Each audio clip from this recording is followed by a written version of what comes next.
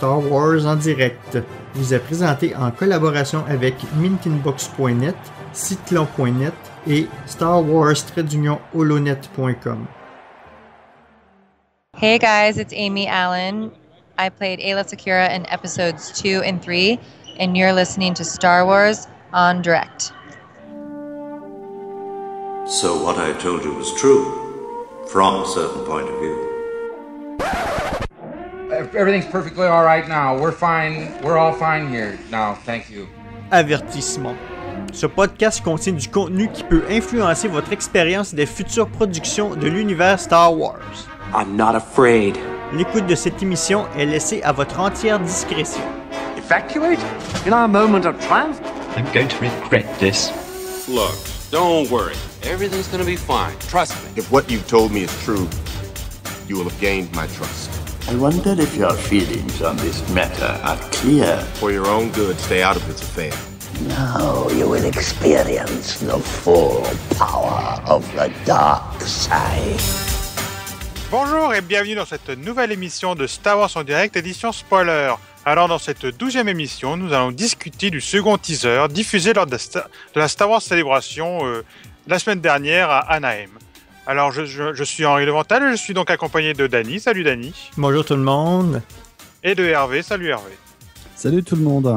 Alors pour aujourd'hui, donc ça va être donc le second teaser. Nous vous rappelons notre politique spoiler. Donc si vous êtes allergique à tout ça, comme nous allons discuter en profondeur de cette nouvelle vidéo avec tout ce qui est en rapport. Donc si vous êtes allergique un peu à tout ça, vous voulez pas avoir votre expérience du film gâchée, nous vous conseillons d'arrêter tout de suite.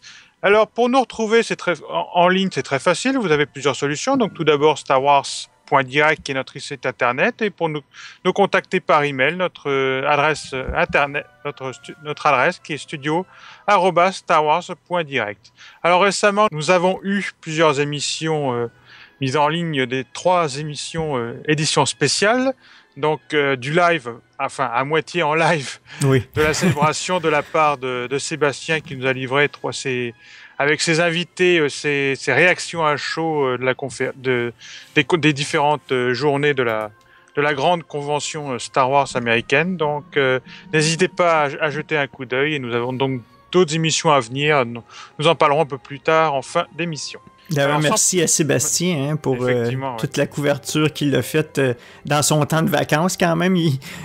En étant à ces conventions-là, tu veux en profiter toi-même aussi, puis tu n'as pas toujours le temps de vraiment t'arrêter pour enregistrer quelque chose. Donc, même s'il n'a pas réussi à faire autant qu'il aurait espéré, ben, on a eu quelque chose, et que c'était quand même intéressant d'avoir un peu l'ambiance de là-bas. Ça n'a aucune limite, un fan, en fait. Même les vacances. Puis ça avait raison, son petit fichier audio qui a fait le tour du net, c'était bien le son du teaser. Et oui. Donc sans plus attendre, nous allons donc passer à la rubrique Hyperespace. Oh crap! Prepare to jump into hyperspace on my mark. All right, stand by.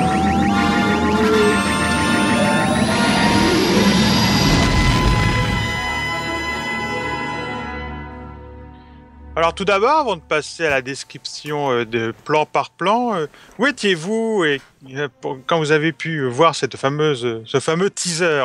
Alors Hervé, toi, tu l'as vu comment? Alors moi j'ai eu la chance, c'était jeudi soir, j'avais la chance de rentrer tôt à ce moment-là du travail pour m'occuper de mes enfants, et j'ai tenté le YouTube sur ma télé, ça n'a pas marché, j'avais un problème de connexion, sur mon téléphone ça voulait pas y aller, et heureusement sur ma tablette ça a fonctionné. Ça c'est l'intérêt d'être ultra équipé.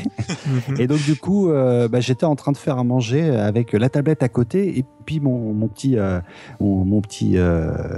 Noé qui était à côté de moi, et on a regardé ça ensemble, et on était au taquet. Et dès que les premières images ont apparu de ce second teaser, parce que ce n'est pas encore la bande-annonce, mais vraiment un teaser, j'ai les frissons qui sont montés.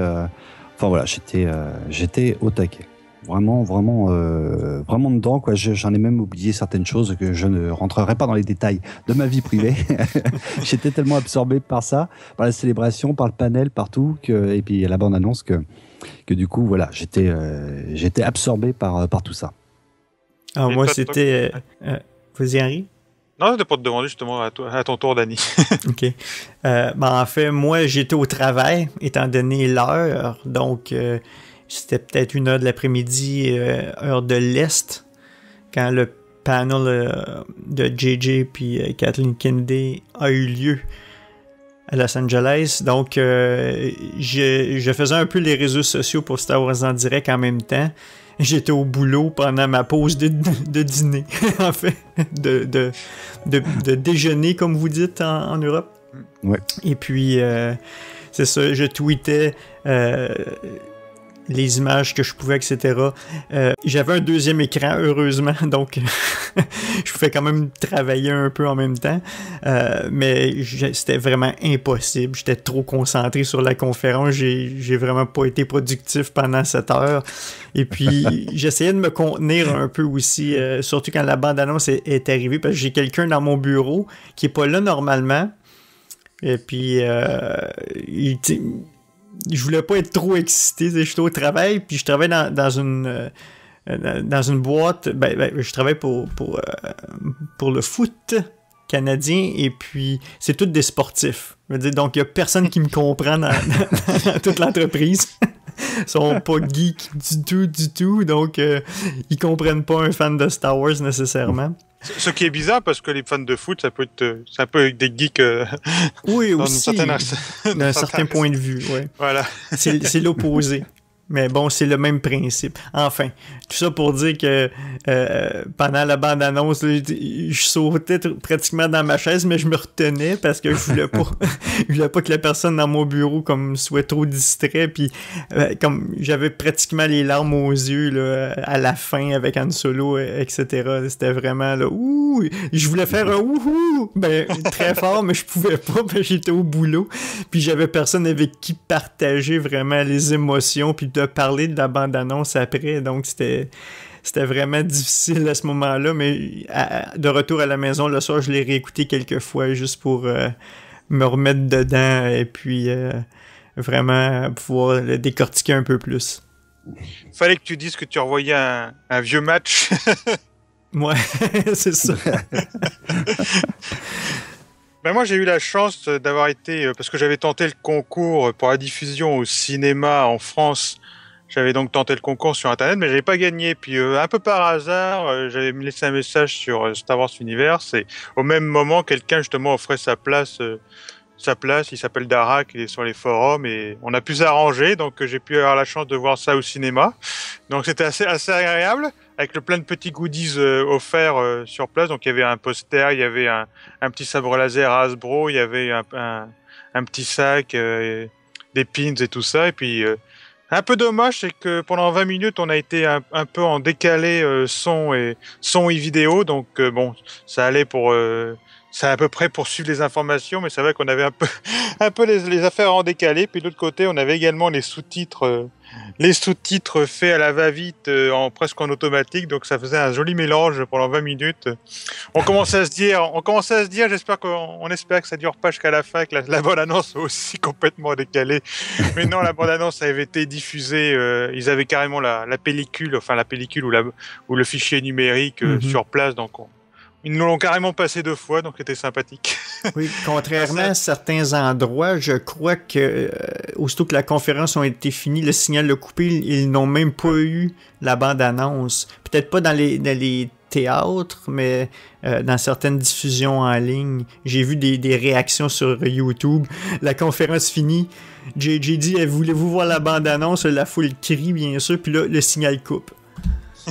J'ai vu ça aussi, ouais. Fallait juste passer une seconde après sur YouTube, et il avait mis la bande-annonce en ligne. C'est juste qu'ils n'allaient pas le diffuser en même temps.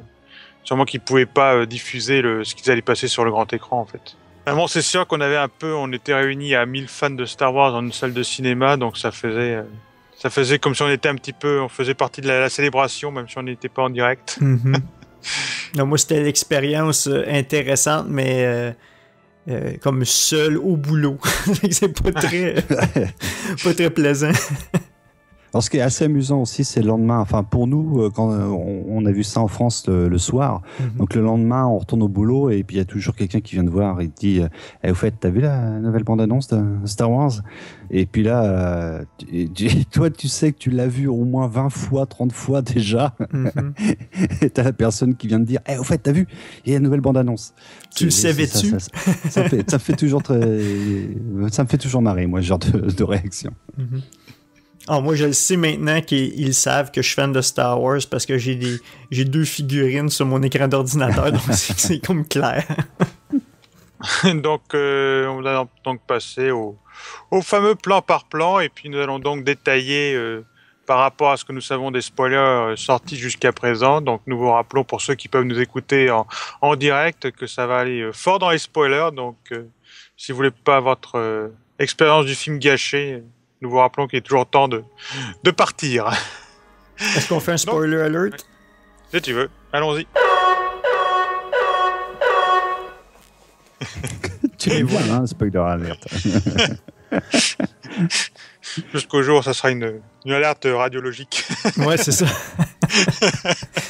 Non, vous n'entendez pas le signal radiophonique d'une guerre nucléaire ou d'un désastre naturel.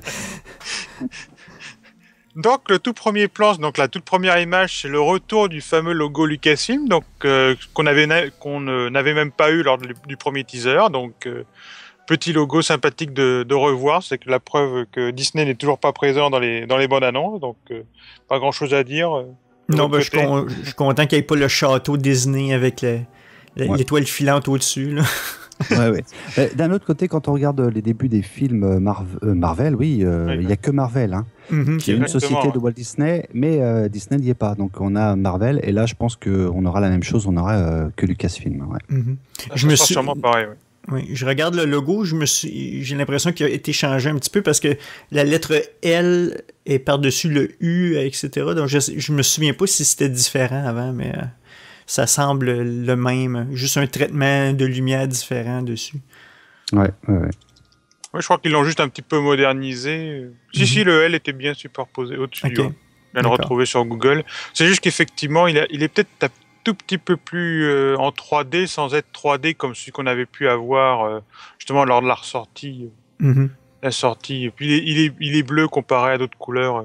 À voir si ça sera vraiment le logo qu'on aura au cinéma, mais il y a des fortes chances. Et j'espère juste que, je sais pas si vous avez pu un peu voir en ligne la fameuse nouvelle introduction des films numériques quand Disney les a sortis. Je sais pas si ça vous convenait, la nouvelle musique qu'ils avaient eu dessus, mais je préférais presque que ça soit dans le silence au cinéma. Je pense qu'il va y avoir la fanfare, la nouvelle fanfare. Ils ont pris 2 extraits de musique. Je pense la fin d'une piste et l'espèce de Spike Star Wars traditionnel. Puis ils ont assemblé. Il me semble que la transition est un peu étrange, mais bon, ça fait une fanfare. Exactement. Alors à voir, peut-être qu'ils vont engager, peut-être que John Williams va peut-être faire une nouvelle intro quand il va enregistrer la bande originale, qui n'est pas impossible. Ça lui demanderait pas grand-chose de faire juste une petite intro de 10 secondes supplémentaire, mais c'est sûr que le logo de Marvel, on a une vraie musique un peu originale quand ils le montrent au cinéma, donc j'espère qu'ils garderont pas ce montage que je trouve un peu fait à la va-vite quand même. J'ai pas eu la chance de le voir, donc cette nouvelle intro. Donc ensuite, nous avons un long plan qui se passe donc sur une planète déserte. Donc nous savons désormais qu'il ne s'agit donc pas de Tatooine. Donc ça qui a été confirmé par J.J. Abrams lors de son panel. Donc ça c'est une nouvelle planète qui s'appelle Jakku. Donc en fond, on entend le thème de Luke composé par John Williams, donc qui résonne dans nos oreilles. Et puis un speeder qui traverse l'écran de gauche à droite. Et avant de dévoiler tout d'abord un X-Wing abattu et ensuite un ancien Star Destroyer. Donc on peut penser que le speeder il s'agit de celui de Rey. Juste un petit détail à propos de Rey justement, c'est que pour ceux qui étaient justement à la célébration, mais on a pu voir des images, c'est que le fameux speeder qui était présent là-bas était aussi surnommé le speeder de Kira, donc le fameux nom de code qu'on retrouvait depuis pas mal de temps. Alors est-ce que c'était, je pense pas que ça s'agissait d'une erreur, mais est-ce que ça s'appelle Rey Kira ou Kira Rey? Donc, peut-être qu'on le saura un peu plus tard. Donc, c'est comme Kylo Ren, mais les lettres mélangées. Kira Ray. Oui, c'est vrai qu'effectivement, ce sera un peu proche. Donc, à voir pourquoi ce fameux nom, pourquoi qu'on pensait abandonner est de retour. Bon, c'est qu'un petit détail, peut-être qu'on en saura un peu plus plus tard. Moi, j'étais un peu déçu que la planète s'appelle Jakku parce que dans le cinéma, surtout quand c'est une même franchise, tu essaies d'avoir des environnements un peu différents. Et puis, si tu... Comme par exemple, ici, nous, on le sait que c'est la planète Jakku parce que JJ l'a dit. Mais il y a plein de gens qui ont juste vu la bande-annonce, puis pour eux, dans leur tête, c'est Tatooine. L'éclairage du ciel est semblable, le sable est semblable. C'est pas comme Geonosis où c'est que le ciel est plus rougeâtre, le sable est plus rougeâtre, ça paraît mieux, ça fait une différence, tandis que là, les gens vont arriver, mais c'est Tatooine. Pour eux, c'est Tatooine, encore. Tant ça va venir que pendant le film, ils vont être obligés d'expliquer au public que c'est pas Tatooine. C'est pour ça que il y a du monde qui pense qu'il y a encore une rumeur que bon, c'est pas le vrai nom. Il veut cacher Tatooine, le mot Tatooine pour une raison quelconque, un peu comme Khan dans le deuxième Star Trek, il cachait l'identité puis il disait que c'était pas Khan, mais ça l'était en vrai. Je vois pas l'intérêt de cacher que c'est Tatooine, à moins qu'il y ait vraiment quelque chose de particulier, mais il y a une confusion ici. Et puis... Déjà, effectivement, maintenant qu'on voit plus en plus d'images, je trouve que Tatooine était bien plus sableuse. Là, j'ai l'impression que le sable est un peu plus marronade qu'avant. Mais de toute façon, c'est vrai que maintenant, le nom de Jakku apparaît tellement que je vois pas pourquoi il serait faux, parce que pour ceux aussi qui en savent un peu plus à propos du jeu Battlefront, on sait que le premier DLC, enfin le premier contenu téléchargeable du jeu, ça s'appellera Battle of Jakku et expliquera justement pourquoi le fameux destroyer se trouve là, écrasé sur la planète. Donc ils ont annoncé en grande pompe ce fameux contenu téléchargeable, et je pense pas qu'ils pourraient mentir sur le nom de la planète à ce point-là. Mais je ne sais pas si tu te souviens, dans certains de nos anciens Star Wars en direct, on avait eu la liste des niveaux qu'il allait avoir dans Star Wars Battlefront, et il y avait une bataille Tatooine épisode 7.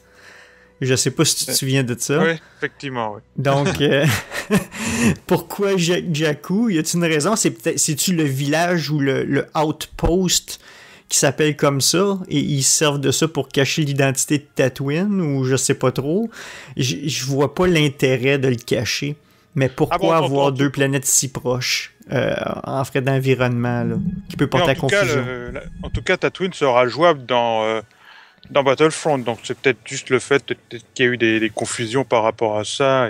Donc on sait que toutes les planètes de la saga Star Wars apparaîtront dans le jeu vidéo, donc peut-être que c'était par rapport à ça plus que par rapport à l'épisode 7.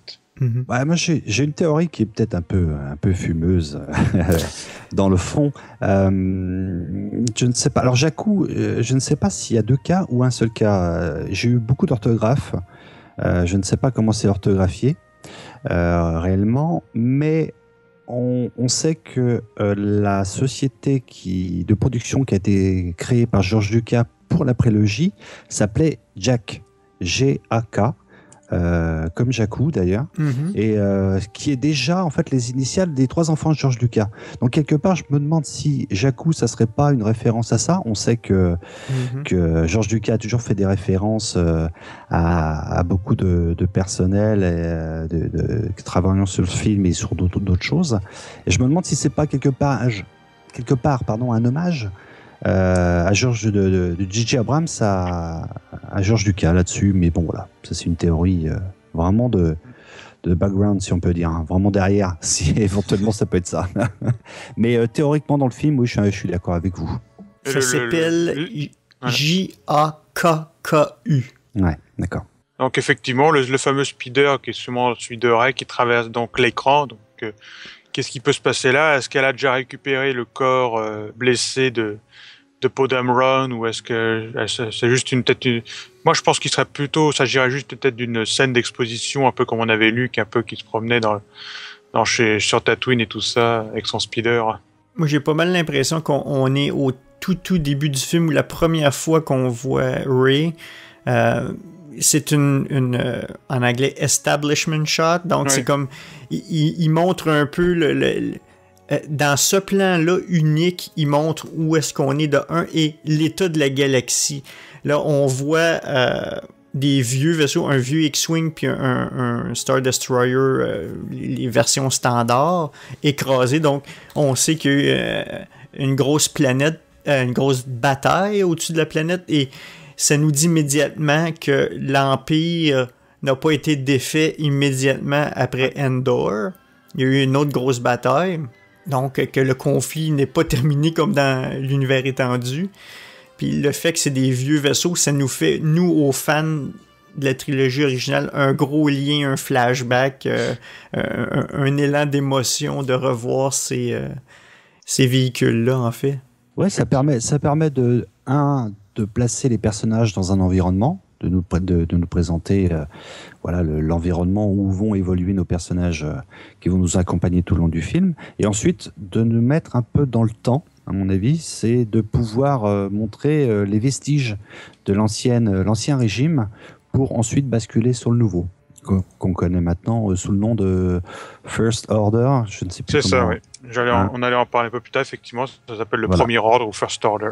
Ça a été un petit peu dévoilé là, justement à l'exposition justement autour du film qu'il y avait à la célébration, où justement il y avait des petits détails, et donc c'est comme la rébellion s'appelle aussi désormais la résistance. Mm-hmm. Mais cette fameuse cette fameuse bataille de Jakku, si je me trompe bien, c'était une des plus grandes escarmouches qui s'est passée justement après la destruction de l'Étoile Noire entre l'Empire et la rébellion. Mais ça, on se souvient aussi dans les concept art, je pense qu'on l'avait vu, le Star Destroyer écrasé, et puis on va voir la maison de Rey qui va être un hat-hat. Donc, il va y avoir des vestiges un peu partout qui vont montrer justement que c'est une immense bataille. Et puis, personnellement, pour qu'il y ait des Star Destroyers écrasés, et plus tard, on va en parler, un Super Star Destroyer, il fallait que la bataille soit immense. Oui, puis tu as raison, c'est exactement quasiment au pixel près d'emplacement des éléments d'un concept art qu'on avait vu, à part le Star Destroyer qui lui manquait des réservoirs énormes en forme de boule qu'on avait. En fait, c'est un interdicteur. Ouais, voilà. C'est ça. Donc c'était vraiment le quasiment plan. Le plan est à l'identique en concept art. C'est juste dommage effectivement que ce soit plus un interdicteur, parce que je trouvais que ça rendait justement le vaisseau canon en fait.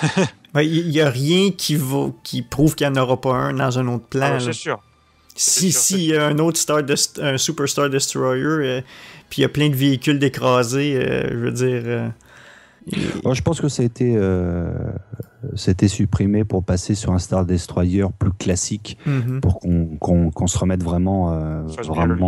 qu'on fasse bien le lien, tout simplement. Et c'est ça que c'est un peu dommage, je trouve que ça donnait un peu une nouvelle version de la chose.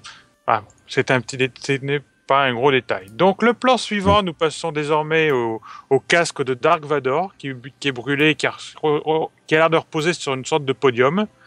Donc je ne sais pas pour vous, on a presque l'impression de voir des restes du crâne peut-être, mais je pense que c'est plus le plastique qui a fondu. Et selon les spoilers, ça se passerait sûrement dans les appartements de Kylo Ren, qu'on sait qui est un peu un admirateur des anciens Sith. Et en même temps, la voix de Luke commence à se faire entendre avec son fameux dialogue tiré du Retour du Jedi qui dit « La force est puissante dans ma famille, mon père a ce don ». Ouais. Oui, en effet, la façon que le casque a été fondu, c'est volontaire, j'en suis certain, pour former un peu la forme d'un crâne qui représente la mort. Donc c'est vraiment excellent. Côté éclairage, j'ai l'impression qu'il est en orbite à quelque part. C'est vraiment comme l'éclairage que tu serais sur le bord d'une fenêtre ou quelque chose, puis tu as l'éclairage d'une planète. C'est mon impression. C'est peut-être complètement faux, mais j'ai l'impression qu'il est dans un environnement en orbite à quelque part. Donc il y aurait sa collection de trucs. Mais ma question, c'est qui a récupéré ce masque? Est-ce que c'est vraiment lui, Kylo Ren? Ouais, parce qu'il faut le récupérer juste après le bûcher de Return of the Jedi. Donc du coup, tu dis qui a pu le récupérer à ce moment-là? Bah, si c'est Kylo Ren, j'ai pas l'impression que ça... Enfin, si Kylo Ren est bien joué par Adam Driver, je pense que l'âge... Bon, c'est vrai qu'après, peut-être qu'il a utilisé le côté obscur de la Force pour se maintenir en vie, ce qui a déjà été vu dans l'univers Star Wars, mais après, si son âge est réel, je trouve que Adam Driver, s'il joue bien Kylo Ren, mais ça a l'air de se confirmer de plus en plus, parce que c'est vraiment un des rares personnages vraiment principaux du casting dont on n'a rien vu du tout. Donc c'est un peu, par élimination, ça peut être que lui, mais c'est vrai que si c'est vraiment son âge, par qui ça a été récupéré? Alors, est-ce que ça a été récupéré par le fameux Hubert, joué par Andy Serkis, dont on ne sait pas grand-chose, ou par quelqu'un d'autre carrément, peut-être après justement un autre fan de Vador qui a voulu récupérer ça aussi comme un artefact à vénérer. C'est vrai qu'on ne le sait pas encore. Mais il n'y a rien qui prouve... Vas-y, Hervé. Non, je disais par rapport à tout ce qui a été révélé, enfin ce qu'on connaît des spoilers, pour moi c'est bien chez Kylo Ren. Tout simplement, j'ai l'impression qu'il est vraiment à la recherche de la Force et de ses origines vis-à-vis de son grand-père, et qu'il est collectionneur. Parce que là, on est sur le casque. Un peu plus loin, on verra aussi un sabre laser. On sait que par rapport à tout ce qui nous a été révélé, ou plus ou moins via les rumeurs, qu'il est aussi à la recherche du sabre qui est celui d'Anakin. Ce qui voudrait dire qu'il est vraiment à la recherche de toutes les reliques, de tout ce qui pourrait avoir appartenu à son grand-père, et de s'approcher de son état. Puis on a pratiquement une image d'un autre angle, du point de vue de Kylo Ren, d'un concept art qu'on avait, qu'on voyait qui tenait le casque de Darth Vader dans sa main, sauf que là, la caméra est du point de vue de Kylo Ren qui regarderait le masque. Donc, ça confirmerait aussi qu'il est en orbite, parce qu'on voyait qu'il était dans un vaisseau. Et peut-être que le plan où il le récupère, c'est peut-être le plan suivant, justement, peut-être qu'il va le prendre dans ses mains pour un peu, peut-être pas vraiment l'analyser, mais pour l'observer, pour un peu le caresser, peut-être. Vous discutez avec lui comme on l'avait révélé dans l'ancienne émission. Il y avait justement ce côté psychopathe de Kylo Ren qui se mettait à parler au casque Darth Vader, donc à son grand-père quelque part, donc qui montre pas mal son côté psychopathe, vraiment son côté assez fou, quoi. Oui, une double personnalité. Ouais. Mais il n'y a rien qui dit qu'il l'a pas récupéré plus tard. Écoute, le casque, il doit être fait en un matériel, pas nécessairement du plastique, mais qui résiste relativement au feu. Et puis, il a peut-être été plusieurs années sur la planète, puis il a juste su où aller le chercher éventuellement. Surtout si la rumeur dit que c'est le fils d'Han Solo, Kylo Ren, il a sûrement su de ses parents où a eu lieu la bataille, ou un peu les festivités à la fin, aussi avec les Ewoks. Donc il a peut-être trouvé une façon de se rendre sur la planète pour aller voir s'il y avait des restes. C'est sûr, mais c'est vrai que aussi, comme tu reparlais justement du fameux dessin conceptuel, il y avait des gens qui pensaient qu'il aurait pu s'agir de Luke, parce que c'est vrai que le visage ressemblait un peu à celui de Luke, mais je pense que c'était surtout le fait que le casque était une version préliminaire justement de celui de Kylo Ren, qu'on a pu découvrir un peu plus tard. Mm-hmm. L'autre chose que j'ai pas mentionné, c'est la voix de Luke qu'on entend. Et puis, je sais pas si vous avez remarqué, puis ça a été confirmé lors du panel avec Mark Hamill à la célébration, c'est que oui, ils ont pris des extraits du film, mais l'acteur parle par-dessus avec sa propre voix. C'est pour ça que vous entendez une espèce d'écho plus grave, plus fantomatique. C'est le Mark Hamill d'aujourd'hui qui superpose sa voix avec le texte et les extraits sonores de la trilogie originale. Donc, si vous la réécoutez, vous entendez comme un dédoublement de la voix, un écho. C'est le Mark Hamill de 2015 qui prête sa voix, puis qui est superposé. Et d'ailleurs, il y a de fortes chances que cette voix ne réapparaisse pas dans le film. Non, je suis d'accord. C'est uniquement pour la bande-annonce. Pour un peu accompagner, effectivement, ce teaser. Je teaser. pense aussi. Ouais.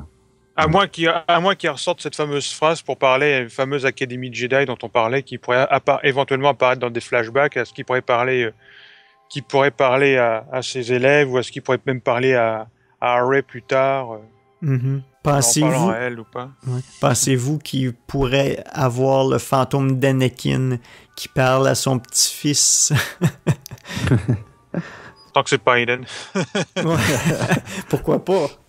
Ramenez-nous Sébastien Shaw. Voilà. Donc, le plan suivant, nous voyons R2 qui semble se tenir près d'un feu de camp, peut-être. Un personnage met sa main mécanique sur son dôme. Il s'agit probablement de Luke. Alors, sur quelle planète se trouve-t-il? Peut-être celle qui est censée contenir la fameuse tombe que doit garder Luke. Ou alors, il y a d'autres rumeurs qui pourraient dire qu'il pourrait s'agir encore d'une autre séance flashback qui est un petit peu aussi fait partie des rumeurs qu'on a eues depuis pas mal de temps. Donc, et la voix off de Luke qui continue en disant « J'ai ce don ». Donc, ce qui confirme probablement qu'il s'agit de lui. Donc là aussi, qu'est-ce qui peut se passer dans ce plan-là? Ben de un, même si c'est la première image officielle de R2, on est vraiment focusé sur la personne. Je veux dire, on fait juste voir la personne dans sa silhouette plus qu'autre chose. Donc, je sais pas si... Oui, j'ai l'impression que c'est soit la tombe ou... c'est un peu de couleur froide vers la droite. Donc, est-ce que c'est la planète de neige? Je penserais pas. Il a l'air d'être dans une grotte. J'ai l'impression. Pardon? J'ai l'impression que c'est un peu rocailleux, justement, sur la gauche. Il a l'air d'être dans une grotte ou quelque chose qui irait un peu avec les concepts art qu'on voyait, qui était dans une antre et avec l'éclairage très rougeâtre. Donc ici, c'est un feu de camp qu'on voit. J'ai l'impression que la façon que Luke... Bon, on suppose ici que c'est Luke, même si la main n'a plus de peau par-dessus.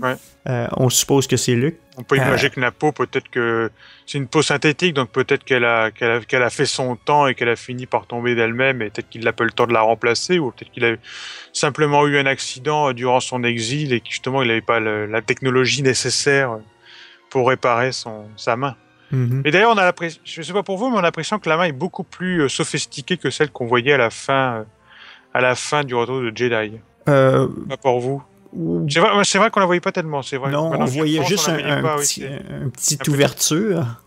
Donc c'est vrai qu'on n'a jamais. Oui. Et puis autrement, la main était toujours gantée. Hein, donc, Effectivement, oui, c'est vrai que maintenant. C'est vrai que j'avais plus en tête celle d'Anakin à la fin de l'épisode 2. Ben, la main qu'on voit, je suis pas mal certain que c'est la main qui tenait le message de JJ dans. Tu sais, il nous glissait des petits messages une fois de temps en temps sur Internet, JJ. Puis il y a eu un des cartons qui était tenu par cette main-là, avec un fond rocailleux, justement. Donc, je suis pas mal convaincu que c'est la main qu'on voyait dans cette image. Et de la façon dont laquelle Luke touche R2-D2, j'ai l'impression que il lui touche comme si ça faisait très longtemps qu'il l'avait pas vu. Il dit, c'est toi, R2? Est-ce que c'est vraiment toi? Donc, ce qui est intéressant aussi, c'est la manche qui est blanche. Ce qui fait vraiment penser qu'il pourrait être habillé avec un costume traditionnel Jedi, un peu fait à sa sauce. Mais là, pour moi, on est vraiment dans un costume Jedi et pas côté Sith, hein, comme certaines rumeurs pouvaient le suggérer. Oui, vas-y, Henri. Non, j'allais juste dire que ça faisait peut-être que cette fameuse manche faisait un peu vraiment un peu ermite, juste vraiment le tissu un peu simple, un peu comme avait Obi-Wan sur Tatooine d'ailleurs. Par contre, cette image-là, pour moi, balaye complètement la rumeur comme quoi on aurait Luke Skywalker qu'à la fin du film, où on avait Rey qui donnait donc le sabre à Luke juste à la fin. Là, pour moi, donc il a des scènes plus importantes dans le film. Une théorie folle ici. Pensez-vous que Luke et R2, je ne crois pas que c'est vrai à cause de toutes les rumeurs qu'on connaît, mais je lance quelque chose comme ça. On sait que le village est mis à feu au début du film. Est-ce que Luke et R2 viennent pas investiguer avant que nos héros arrivent ou je sais pas trop? Là, du coup, il aurait un rôle plus important que ça alors. Donc, oui, c'est ça. C'est pour ça que j'en doute. Ouais, j'ai du mal à le voir également, ça. Donc ensuite, nous passons à un autre plan. Là, nous avons un alien à la peau plutôt jaune qui tend un sabre laser à quelqu'un. Donc le sabre laser, il ressemble sûrement à celui de Luke, celui qu'il a perdu, donc celui d'Anakin, que Luke a perdu dans la Cité des Nuages après son combat avec Dark Vador. Et le fameux alien serait probablement Rose, qui serait donc joué par Lupita Nyong'o. Donc un personnage l'attrape. Il s'agit probablement de Leia, car le costume, on peut voir que le costume et la main ne correspondent pas à Rey. Et donc on entend également la voix de Luke qui continue également « Ma sœur a ce don ». Puis il conclut « Vous avez également ce pouvoir ». Mm-hmm. Les mains sont relativement humaines de l'alien, mais le visage semble un peu insectoïde d'après les yeux, là. Ouais. Mais il ressemble au fameux petit alien qu'on voyait justement dans les dessins conceptuels au moment où on voyait Rey et Finn activer justement le sabre laser. Le fameux petit alien qu'on voyait à ce moment-là. Mm-hmm. Je suis pas mal certain qu'ils sont dans la base rebelle. Si vous regardez un peu vers la fin du plan, on dirait qu'on voit l'ouverture d'un hangar juste quand Léa prend le sabre et on recule. Oups, on dirait qu'on voit une ouverture, puis si tu vois de la lumière bleue qui rentre. Je suis pas mal certain qu'on est comme proche d'un hangar ou quelque chose comme ça. Là, par contre, t'as les meilleurs yeux que nous, là. C'est parce que j'ai la bande-annonce devant moi, c'est pour ça. Ouais.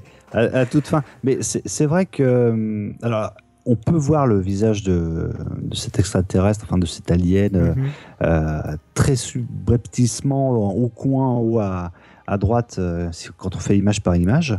Et c'est vrai que cette race-là, cette nouvelle race d'extraterrestres, apparaît pas mal dans des concept art.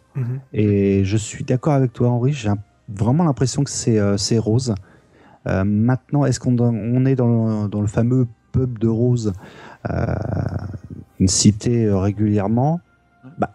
Pourquoi pas? Oui, mais j'ai un doute avec la présence de Léa, si c'est bien elle qui est là. Effectivement, oui. Puis on pensait aussi que Rey et Finn montraient ce fameux petit personnage de ça sur Jakku, mais effectivement, ça n'irait pas avec le fait que Leia soit là et que l'arrière-plan ne corresponde pas du tout non plus à cette planète. On dirait presque qu'il y a de la peut-être. Moi, je pense que ça ressemble plus à effectivement, comme tu disais, Dany, plus peut-être à la base rebelle, parce qu'effectivement, là, je revois un peu les captures d'écran que j'avais prises et on a presque l'impression de voir justement de l'herbe en bas justement au moment où le petit alien tord le sabre. On dirait presque de l'herbe et qui correspondrait plus à la planète justement des rebelles où on voit la fameuse base qui avait été capturé par des photos. On voyait tout ça, les X-Wing et le Faucon Millennium. En effet.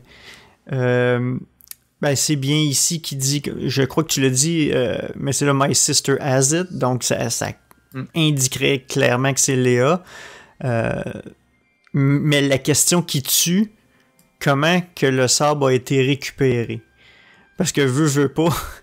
Le sabre a été échappé en atmosphère d'une planète géante gazeuse. C'est pas un noyau solide là, que celle-là, c'est ce genre de planète-là. Oui, on est dans Star Wars, puis la physique, ça veut rien dire, mais faut que quelqu'un récupère ce sabre-là, si c'est bien celui d'Anakin. Donc, il va falloir qu'il l'explique à quelque part, parce que, je veux dire, s'il tombe en atmosphère, faut que quelqu'un le récupère, là. Ah oui, normalement, il est récupéré par, si je me trompe pas, par Rey sur Jakku. Ben oui, c'est ça. Celle qui le découvre, et puis après, c'est avec Finn qui l'emportent justement avec eux dans leurs aventures, avant justement peut-être de le donner. Pourquoi après, est-ce que c'est le petit alien qui le passe à Leia? Ça, effectivement, à moins que j'ai raté quelque chose ou que j'ai oublié quelque chose depuis, c'est vrai que je sais pas d'où ça peut venir. Alors, je ne sais pas si vous vous souvenez d'une rumeur, d'un spoiler qu'on avait dans la scène d'intro où donc l'arme tomberait de l'espace et récupéré par un artisan, un agriculteur, je ne sais plus, je ne sais plus ce que c'était, et qui l'allumait par accident. Enfin voilà.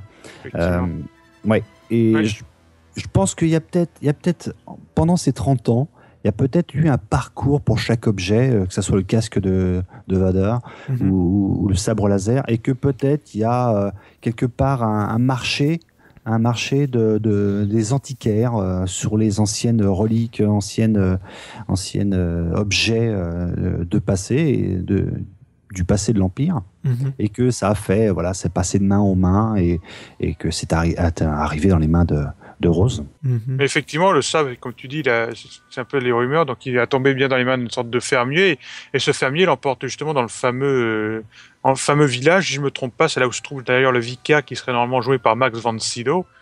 Et c'est lui qui reconnaît le sabre. Voilà. Et puis après, c'est ce fameux village qui serait incendié par, si je ne me trompe pas, par Kylo Ren, justement, dont on voit un peu plus tard justement des extraits de ça. Mais si vous voyez la façon avec laquelle Léa prend le sabre, c'est pas comme tiens, remets-moi mon arme, c'est plus dans le sens j'ai déjà vu ça quelque part. Elle le prend puis ça me dit quelque chose. Moi, ça me donne l'impression qu'elle revient, qu'elle redécouvre un souvenir. Donc ça me donne l'idée que Luke et Léa se sont pas vus depuis des décennies, quoi. Et qu'elle récupère ce sabre en se disant ah oui, Luke, c'est voilà, c'est. Tu le fais revenir des souvenirs, quoi. Voilà. Qu'est-ce qui lui était arrivé? Bon, ça. À qui? Hein? On se demande bien. On va le savoir. À qui? À Luke ou à Léa? Aux deux. Parce que Luke, s'il a été je pense qu'il a été en exil, peut-être qu'il a dit à personne qu'il allait justement surveiller cette fameuse tombe de l'ancien Sith. Ouais. Et d'ailleurs, si je me trompe pas, justement, ils ont besoin du fameux sabre justement pour ouvrir cette tombe-là. Et je pense, si je me souviens bien, si je me trompe pas si je me souviens bien des rumeurs, et justement, c'est pour ça que Kylo Ren cherche avec tant d'avidité le sabre et qu'il est prêt à tout, justement, pour ouvrir cette fameuse tombe. Oui, mais d'ailleurs, il y a un concept art qui présentait Rose, donc l'alien qui est présente dans ce plan, avec un cristal, et c'est peut-être le cristal du sabre. Alors, d'après ce qu'on saurait, normalement, oui. Ouais. Puis on pourrait juste noter, avant de passer au plan suivant, que Leia, dans toutes les rumeurs, pour l'instant, serait appelée Reine Leia. Donc, un petit détail. Ouais. Mais les mains de Léa ont l'air très jeunes. C'est une des choses qui me sème un doute à quelque part que c'est Léa. Je suis pratiquement certain que c'est Léa, mais les mains ont l'air tellement jeunes. On voit pas de rides ou quoi que ce soit. Donc... Et on dirait qu'il y a une sorte de manucure, donc c'est pour ça que pour moi, ça peut pas être les mains de Rey. Non, c'est ça. Parce que comme on sait qu'elle est un peu une pilleuse des sables, un peu et tout ça, d'après ce qu'on a su, on voit que c'est un peu que ces ongles-là sont un peu manucurés et qu'ils ont des ongles un peu plus longs. Donc je pense que ça serait difficile à Rey de garder des ongles bien propres après avoir trouvé des vieilles carcasses de vaisseaux et tout ça à piller. Ouais. En tout cas, et sur la bonne planète. C'est la preuve qu'on voit même au détail des ongles pour savoir à qui ça appartient. En tout cas, Rey est sur la bonne planète pour piller pour être un scavenger parce qu'il y en a des épaves sur Jakku. Moi, je pense que l'éclairage ne permet pas de voir vraiment l'âge des mains. Il y a vraiment à la toute fin du plan où on voit un peu de rides. Mais voilà, c'est juste pour dire que ça me paraît difficile, mais pour moi, c'est vraiment Léa. Hein. Mais bon. Moi aussi. Ouais. Par contre, il y a un petit détail juste à la fin du plan où on voit... Alors toi, tu voyais une porte, Danny. Une espèce d'ouverture. Ouais. Et juste au-dessous des mains de Léa, moi, je vois comme un tableau d'un portrait. Alors, je ne sais pas ce que c'est. Et ça me tente à dire qu'on est vraiment chez un antiquaire, là, du coup, avec des objets... à vendre, enfin je sais pas. D'accord. C'est de la su. Moi je vois pas du tout. Moi après, à moins que tu parles vraiment à la toute fin du plan en fait, vraiment juste avant que ça change d'image. Oui. Je vois. Ah oui effectivement, je vois ce que tu veux dire. Maintenant en repassant, je l'avais pas prise dans ma capture d'écran, mais effectivement en le repassant, on voit un truc du genre. Mais Est-ce que ça peut être aussi, qu'on sait très bien que ça peut être aussi peut-être tout simplement une bâche, tu sais, quelquefois juste avec les ombres formées. Oui. Ou un rouleau de tuyaux, c'est tout. Hein. Voilà. Donc le petit plan suivant, c'est rapidement ce qu'on appelle les fameux title cards, donc qui dit simplement ce Noël. Donc là, il y a rien à dire. Ben, c'est le nouveau font de Force Awakens. Je l'avais identifié à un certain moment, le nom de la police de caractère. Alors en France, on a eu droit à la date, nous. Hein. Ah oui. Oui, nous on a, sur la version française de la bande-annonce, on a le 18 décembre. Ok. Ah, ils l'ont pas mis à la fin avec la marquée où il y a marqué... justement à toute fin quand ils disent non, à la fin ils disent juste December, je pense. Il n'y a pas de 18. Non, voilà, non. Mais je savais pas ce qu'il y avait marqué. Je pensais qu'ils auraient... S'ils avaient marqué la date, je pensais qu'ils allaient le mettre plutôt à ce moment-là, même en France. Mm-hmm. Yeah. Non, ils l'ont bien mis à cette place-là, ouais. Ben, quand tu y penses, il va sortir dans la plupart des pays le 18, mais il y en a beaucoup qui s'est décalé d'1 ou 2 journées. Dans d'autres pays. Donc, oui, bien sûr. Donc, garder ce Noël et puis juste décembre est plus représentatif. D'ailleurs, je sais. En France, il sort vraiment le 18 ou le 16, d'ailleurs. Je vais revérifier rapidement parce que chaque fois, parce que je sais que en France, on a les films le mercredi, donc c'est pour ça que ça m'étonne. Non, apparemment, effectivement, je viens de vérifier sur Allociné, c'est aussi marqué le 18, donc je pense qu'ils vont pas avoir le droit de faire sortir le film dans les pays, justement, peut-être garder le secret au maximum. Je doute qu'ils voudraient sortir le film ailleurs qu'aux États-Unis en premier. Bien que si je me souviens bien, je crois qu'on a vu... Bon, c'est vrai que Disney ne fait pas les mêmes choses que la Fox, mais je crois que je me souviens bien qu'on avait eu l'épisode 2 et l'épisode 3 avec 1 ou 2 jours d'avance sur les Américains. Il me semble que non. Vous l'aviez à minuit votre heure, donc oui, vous aviez 6 heures d'avance sur l'Amérique. Mais il me semble que c'était le même jour. Moi, donc vous allez le voir avant nous, anyway. Moi, ce que je regrette, c'est que traditionnellement, ils ne le sortent pas en mai. Parce que ça voudrait dire qu'il sortirait le mois prochain. Et là, c'est pas le cas. Eh ben non. Il va falloir fermer Internet pour voir tout ce que les autres pays, l'Australie, l'Inde, etc. vont tout mettre sur Internet pendant toutes les nouvelles puis les trucs qui vont sortir avant que nous, on ait le temps de le voir en Amérique. Donc ensuite, le plan suivant, nous voyons des X-Wing nouvelle génération survoler une étendue d'eau. Alors, est-ce que ça précède ou suit le plan qu'on a pu voir dans le précédent teaser? Ça, c'est encore à décider. Est-ce que peut-être que il serait pas possible que ce soit juste la suite, c'est-à-dire on voit les vaisseaux qui étaient juste sur la surface d'eau, avant de là, on les voit un petit peu décoller comme s'ils partaient un peu plus haut dans l'atmosphère. Donc, très beau plan selon moi, qui fait très réel avec les gerbes d'eau. On sent vraiment la puissance des vaisseaux et leur présence à l'écran. Ouais. Moi, il y a une chose on a parlé, je crois que c'est dans la dernière émission, d'un plan où on devait avoir ou alors non, c'est un spoiler dont on n'a pas parlé, je crois, d'une attaque, enfin d'une course-poursuite qui partirait de l'espace et qui arriverait à la surface d'une planète.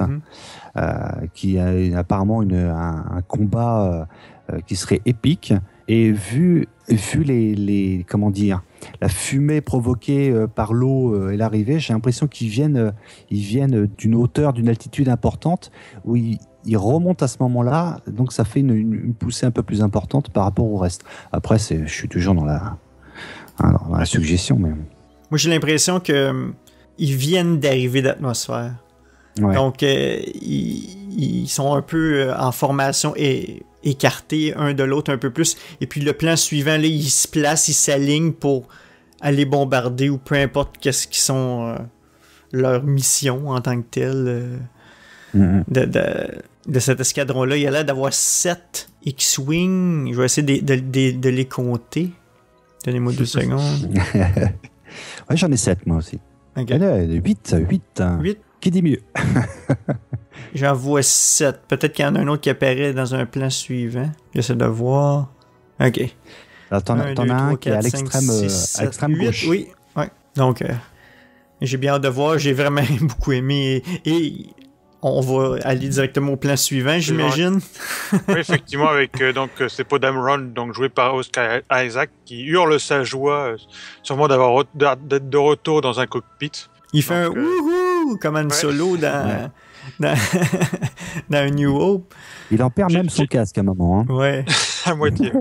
Justement, j'étais en silencieux pendant quelques secondes parce que j'essayais de retrouver justement l'image du précédent teaser pour voir si ça faisait partie, si c'était vraiment des plans différents, parce qu'on se souvient qu'il y avait presque comme un peu comme s'il se retrouvait dans une tempête dans le teaser précédent. Et là, ça serait pour moi que ça se passerait beaucoup plus tôt, peut-être au moment juste après le décollage, ou bien qu'on voit des montagnes un petit peu, on voit un peu le lac et les montagnes sur le côté droit de l'image, mais je pense que peut-être que pour moi, ça se passerait plutôt avant, justement, au tout début, il retrouverait enfin un cockpit, il serait heureux de repartir, alors qu'après, il serait justement plus concentré sur la bataille à venir. Moi, justement, j'étais en train de comparer un peu les deux plans pour savoir si c'était vraiment le même vaisseau ou pas.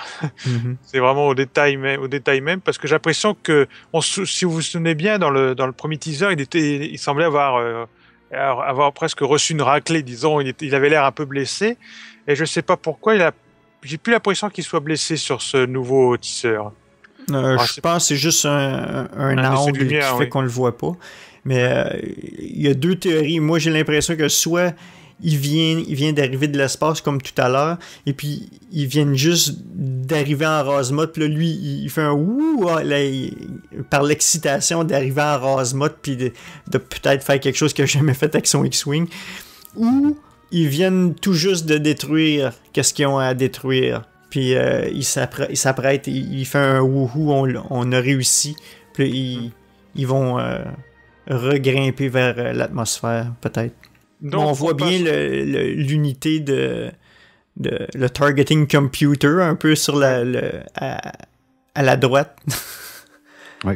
Alors, on voit toujours pas d'unité R2 derrière lui, mais bon, on a pu voir justement sur les maquettes présentées lors de Star Wars Convention que c'était donc un BB-8, c'était un peu plus petit, donc un peu plus enfoncé. Mais ici, les nouveaux unités des X-Wing, justement, j'allais en parler plus loin quand on voyait BB-8, justement les maquettes à la célébration, on voit clairement une unité un peu comme BB-8 en arrière du cockpit. Donc, ouais.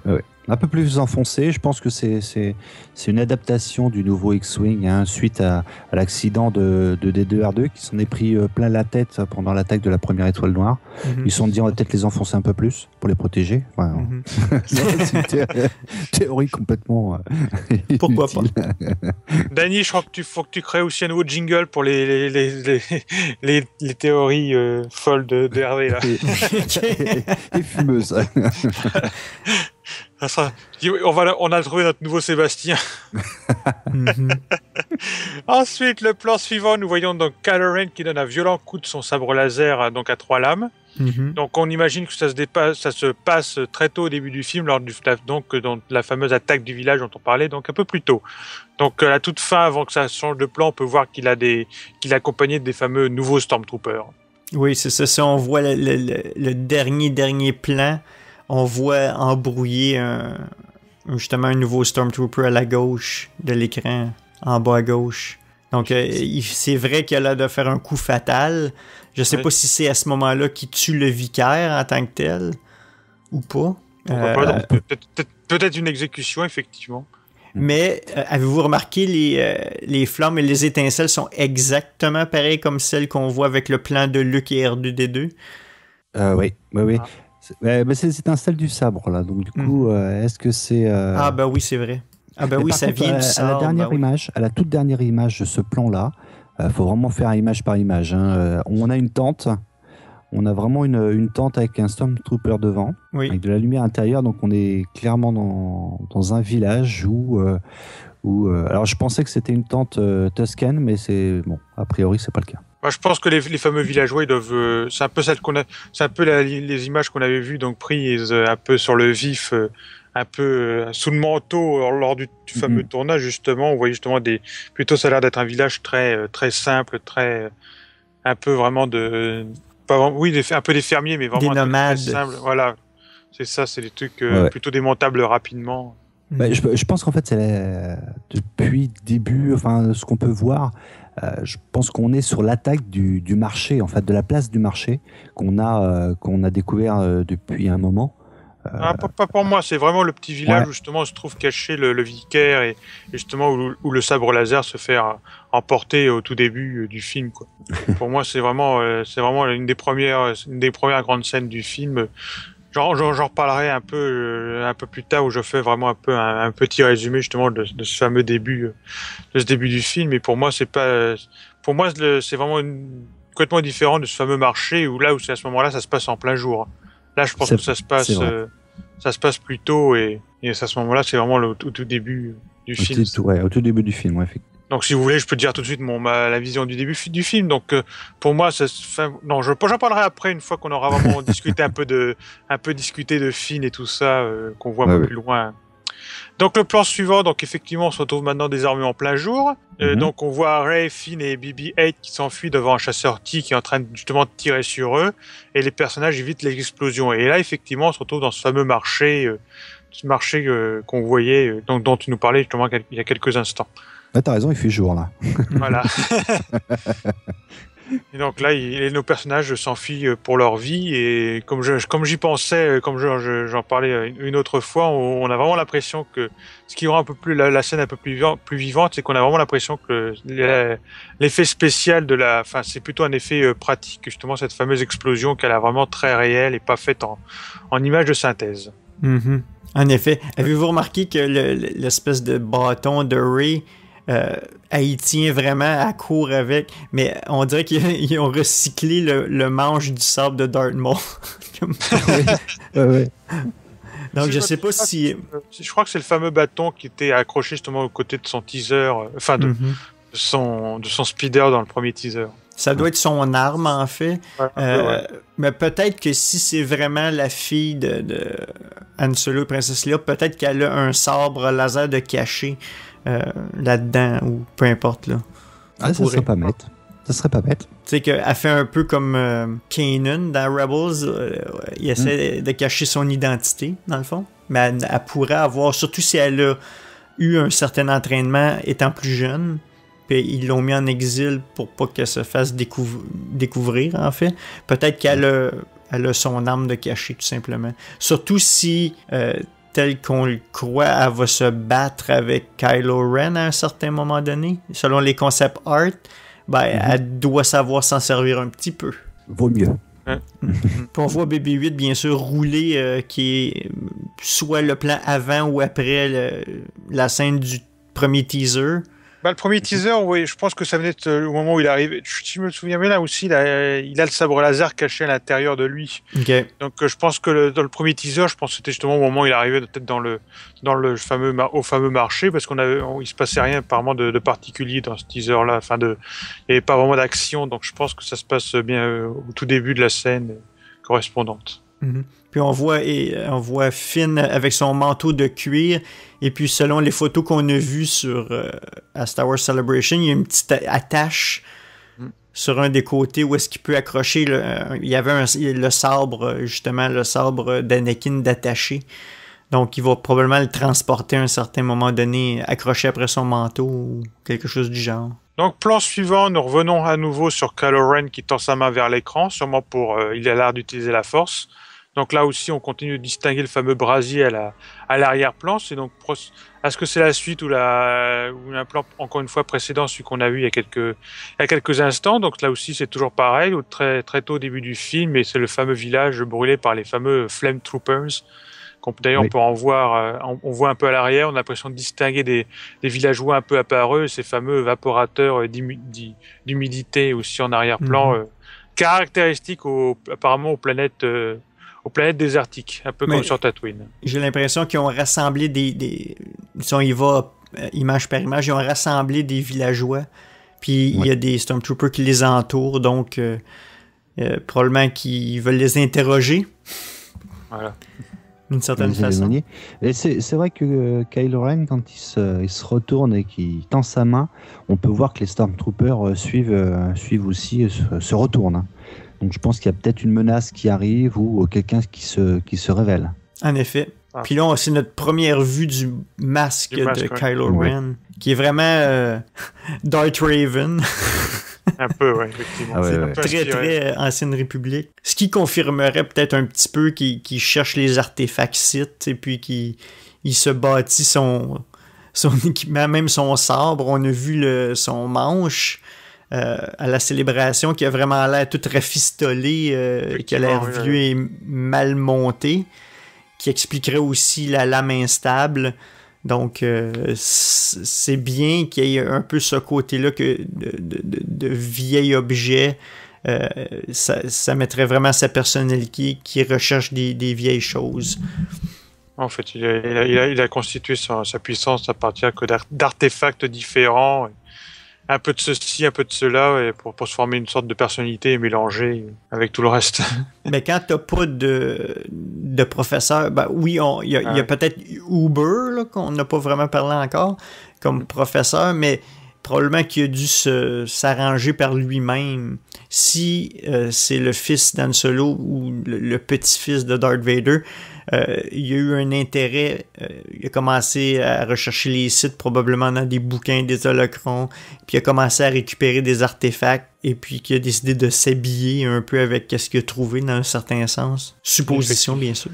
Oui, ça regroupe un peu les rumeurs qu'on a pu avoir, comme quoi on avait une recherche de culture Sith de sa part, ainsi que tout ce qui la compose, c'est-à-dire les armes, les vêtements, la maîtrise de la force, côté Sith, et puis recherche des artefacts ou des sabres et puis des casques de Darth Vader, donc je pense que c'est quelqu'un qui est un collectionneur et qui recherche tout ce qui peut être trouvable sur le côté obscur. Parce que jusqu'à Darth Vader, il n'y avait plus personne. En effet. Donc, le plan suivant, donc là, nous nous retrouvons devant toute une légion de Stormtroopers nouvelle génération, donc des fameux First Order, ou Premier Ordre, suivant. On n'a pas encore de traduction officielle française, donc on peut voir également le fameux nouveau logo en arrière-plan, en énorme présence, qui peut rappeler un peu le nazisme. Et on peut voir un personnage au centre de l'écran, donc plusieurs suppositions. Où il pourrait s'agir de Hubert, donc joué, c'est sûrement toujours un nom de code, je pense, parce qu'on sait très bien que Hubert est une façon de dire un truc énorme en anglais, un truc comme ça, un truc surdimensionné et tout ça. Donc, où il pourrait s'agir du fameux général qui serait joué donc par Domhnall Gleeson. Puis aussi, on peut distinguer à sa droite sur l'image, sûrement le fameux Stormtrooper chromé sur lequel on reviendra un tout petit peu plus tard. Ouais. Que de détails dans ce plan, je peux aussi préciser qu'évidemment on se retrouve sur la fameuse planète de glace. Ouais. On peut voir des chasseurs tirs, on peut voir des batteries de turbo-laser et tout ça. Donc on sent surtout peut-être un avant-poste impérial où ils ont pris le contrôle et tout ça. Ouais. Et les tours justement d'armement sont vraiment très proches de celles qu'on voit sur les étoiles noires. C'est ce que j'étais pour dire. Excuse-moi. J'ai l'impression, en fait, la base carrée est la même, mais on dirait qu'il y a des missiles même. On dirait pas nécessairement que c'est des canons, mais c'est sûrement des canons parce que c'est Star Wars et non des missiles, mais en effet, c'est très nazi. Et puis j'aime le nouveau TIE Fighter, ils ont tout simplement inversé les couleurs. Donc la carlingue est noire et les panneaux sont blancs. Donc, un peu blanc, comme si c'était peut-être un poil transparent même. En effet. C'est opaque. On peut voir aussi sur la droite, à mon avis, le devant d'un des transporteurs de troupes, des nouveaux transporteurs de troupes, qu'on voit dans un plan un peu plus loin, sur le plan avec le nouveau Star Destroyer. Ah oui, j'avais pas remarqué. Donc je pense que c'est ça, et je pense que c'est par là que descend Finn dans les plans qu'on aura au début du film, où ils envahissent Jakku. Autrement, il y a énormément aussi, on a plusieurs costumes aussi. Oui, effectivement, oui. C'est le dévoilement officiel des nouvelles armures, en fait. Ouais. Un peu, ça va être sûrement un rassemblement quelconque. Effectivement, on voit à la fois les Snowtroopers, les Clone Troopers, on voit même des officiers impériaux habillés de noir, un peu qui ne sont pas de tout ça. Donc on a vraiment un regroupement un peu de tout.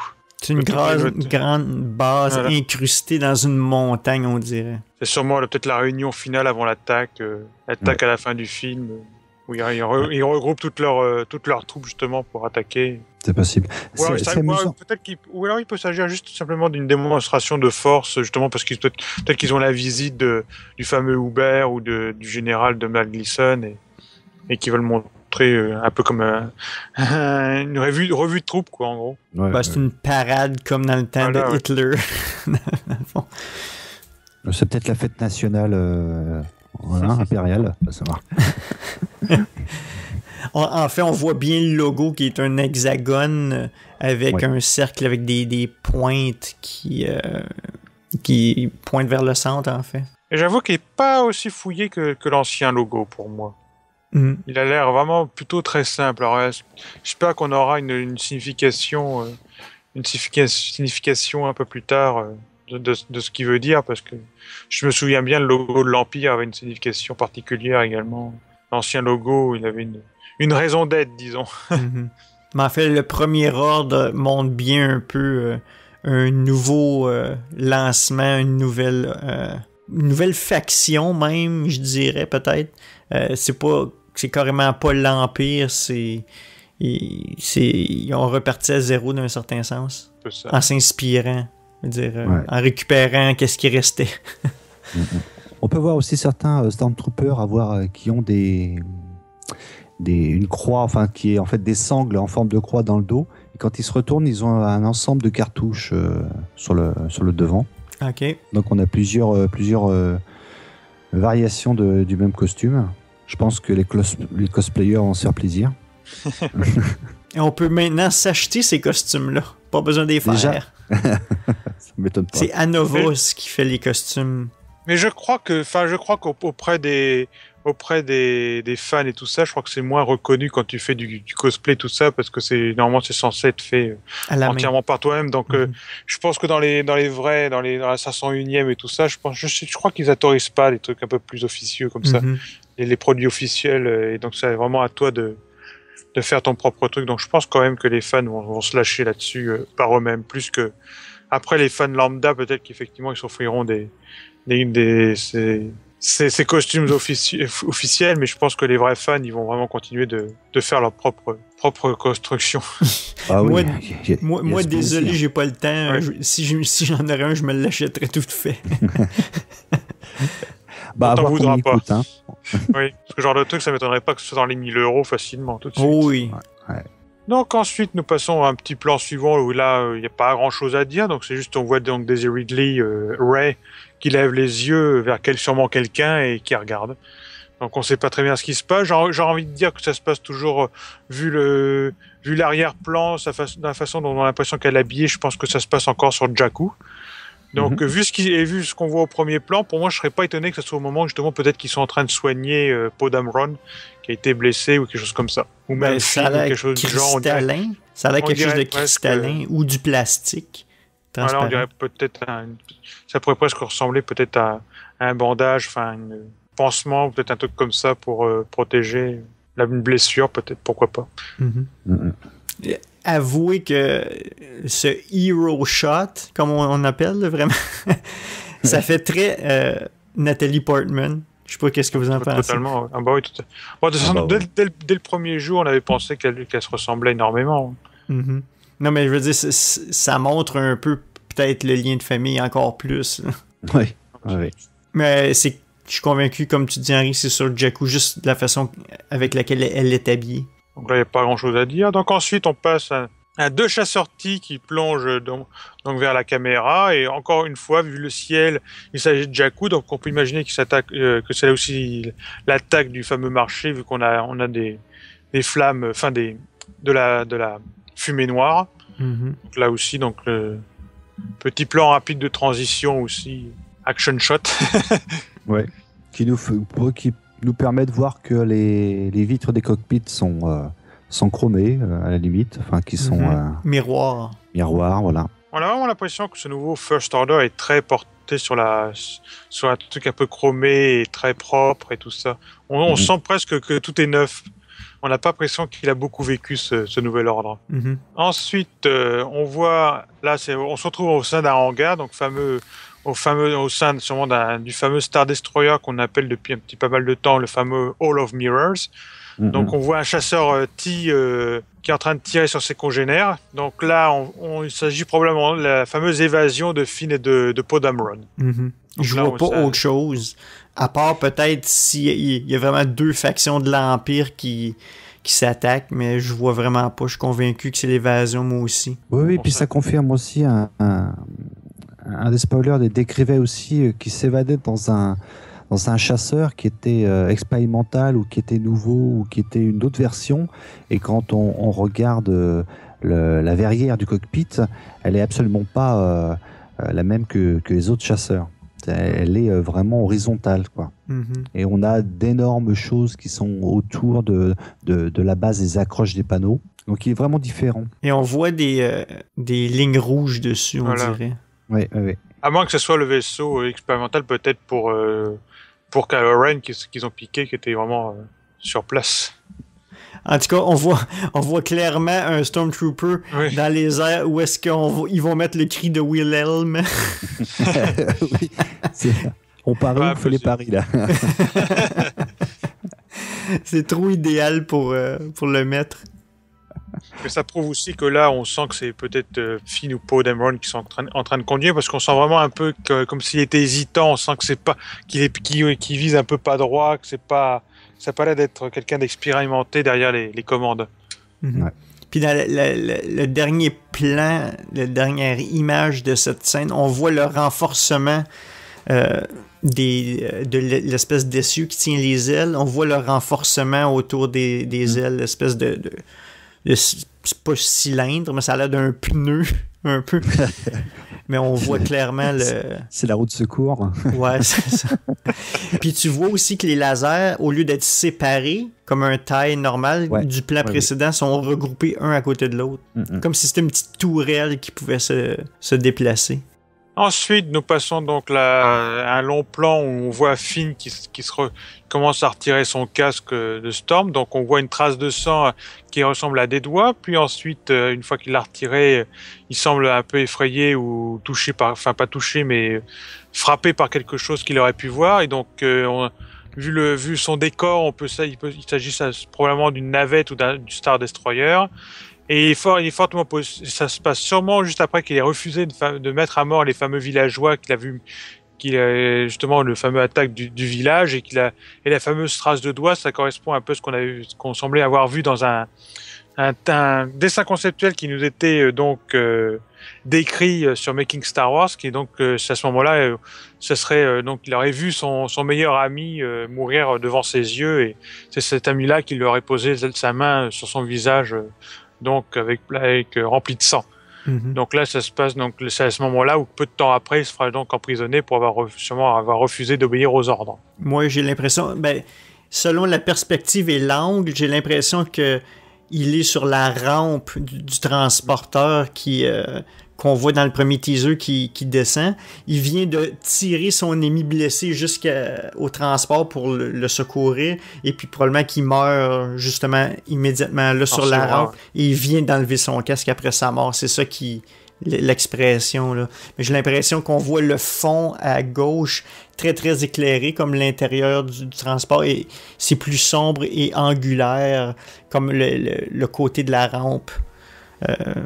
Pour ça, en train de sortir, là. C'est mon impression. Effectivement. J'ai pas d'autres remarques. Je suis d'accord avec vous. C'est vrai qu'en plus de ça, les 3 traces de sang de doigts sur son casque confirment effectivement, et confirmé confirme la rumeur de Making Star Wars. Et à plusieurs reprises. Donc voilà. C'est vrai c'est très rapide, il n'y a pas grand chose à dire. Ça confirme juste ce qu'on savait auparavant, quoi. Et c'est très rare, comme on mentionnait dans une ancienne émission, qu'il y a du sang dans Star Wars. À part quand l'alien se fait couper le bras dans la cantine dans A New Hope, Et puis, je sais pas si quand Léa se fait toucher sur Andor, s'il y a un peu de sang sur son habit, mais très très léger. Mais ça serait les seules fois qu'on voit du sang. Donc, clairement, ici, on va dans quelque chose de plus réaliste, si on peut dire. Ouais, puis que ça soit les Stormtroopers aussi. En effet. Ouais. En fait, là, ils se sont bien des êtres vivants. Donc ensuite, là, le fameux plan, un des rares plans qu'on voit se passer donc dans l'espace, alors qu'on sait que Star Wars, ça se passe beaucoup dans l'espace, mais quand on y pense, c'est un des premiers plans, justement, dans les étoiles. Donc là, nous voyons un nouveau Star Destroyer et tout ça, avec une navette en approche, avec d'autres petites identiques en train de l'accompagner. Alors, selon les rumeurs, donc la fameuse grosse navette, ça serait la fameuse navette de Kylo Ren, qui serait justement en train de rentrer après l'attaque du village, entourée par les fameux transports de troupes. Donc là aussi, le fameux vaisseau, qui est une sorte de nouvelle navette, on a pu d'ailleurs la voir dans un petit dessin conceptuel, on le voyait justement sur cette fameuse planète de neige. Donc c'est sûrement le vaisseau de Kylo Ren. Donc là, on a donc je vais pouvoir enfin dire comment je vois ce fameux début de film, comme on a pu le voir un peu par rapport au fameux, parce que ça correspond. Donc on aurait donc là, on sait que le fameux sabre donc atterrit sur Jakku. Il est récupéré par les villageois. Donc on sait ensuite que Kylo Ren va absolument le récupérer. Donc il descend sur la planète, détruit le village, tue sûrement le vicaire et tout ça. On sait donc que Finn refuse d'obéir aux ordres. Il se fait donc arrêter. Donc le fameux plan là dans l'espace, c'est le retour sur le Star Destroyer, le fameux Hall of Mirrors. Donc dans la navette se trouve sûrement Finn, donc mis au fer. Il est ensuite mis dans une fameuse geôle une cellule aux côtés de Poe Dameron.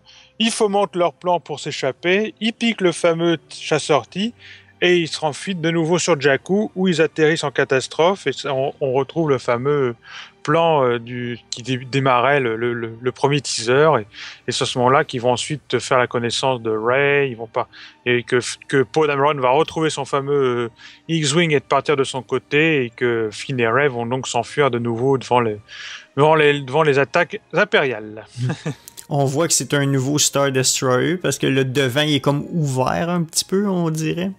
Tout un peu, même l'arrière, il a l'air plus... Toute la forme. Il y a juste un peu le dessous, on retrouve cette fameuse boule. Boule et le fameux, apparemment, le hangar où peuvent rentrer les vaisseaux. Mais sinon, on voit l'ouverture l'appareil supérieur. Ouais. Et il y a une proue, vraiment. Devant, il y a vraiment une proue verticale qui donne vraiment l'impression qu'ils peuvent rentrer dans un autre vaisseau pour l'éventrer. Ça fait plus agressif. C'est ça que je voulais dire. Il y avait comme la lèvre inférieure est comme prononcée vers l'avant. Mais on voit aussi l'espèce de shuttle, la navette de Kylo Ren est relativement différente, dans le sens que ça avait l'air d'une espèce de taille quand on regardait les concept art, parce qu'il y avait une partie inférieure en dessous des ailes, tandis que là, ça a l'air vraiment juste 2 ailes. Il n'y a pas de petites ailes plus bas. Je sais pas si vous vous en souvenez. Ouais, ça fait vraiment penser à une envergure, à quelque chose. Alors, je trouve pas mon mot, c'est que les ailes sont variables, on peut les mettre en bas, en haut, à l'horizontale.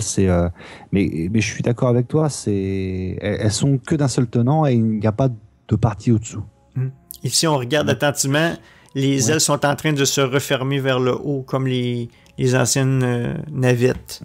Siderium. Si on va plan par plan, là, ils sont en train de se refermer pour aller atterrir. J'essaie rapidement de retrouver l'image sur mon disque dur. Ah, là voilà. Et j'en ai tellement. Effectivement, oui, t'avais raison, Danny. Il y avait vraiment une sorte que les ailes retombaient plus vers le bas. Effectivement. Mais bon, ça reste des concepts qui ont tout simplement modifié. Et puis des transporteurs de troupes qu'on a pu déjà voir à 2 reprises là dans la bande-annonce. On a eu le devant dans le grand plan de défilé, on va dire. Et puis là on les revoit là. Puis on voyait les voit aussi dans le hangar. Ouais, puis la rampe ouverte. Puis on les voit aussi dans le hangar quand le taille expérimental il tire partout. On voit les réacteurs. On voit l'espèce de forme angulaire des réacteurs. Donc plan par plan, on le voit bien. Ensuite, on se retrouve cette fois-ci dans un décor plutôt impérial compte tenu de ce qu'on voit autour, mais tout en même temps rocailleux, ce qui est étrange. Et donc là, on a le fameux Stormtrooper chromé qui avance dans un couloir. Donc il s'agirait sûrement du capitaine Phasma, joué par Gwendolyn Christie. On ne sait pas encore s'il s'agit encore d'un autre code ou du vrai nom. Et donc là, on se demande encore un peu ce qui se passe, mais elle a l'air déterminée par quelque chose. Ça fait pratiquement plus chasseur de primes. Tu sais, comme Boba Fett, elle a été nommée pour aller chercher Finn, et puis elle s'en va tout seul. J'essayais de voir sur sa ceinture s'il n'y avait pas un sabre laser, là, comme il était supposé.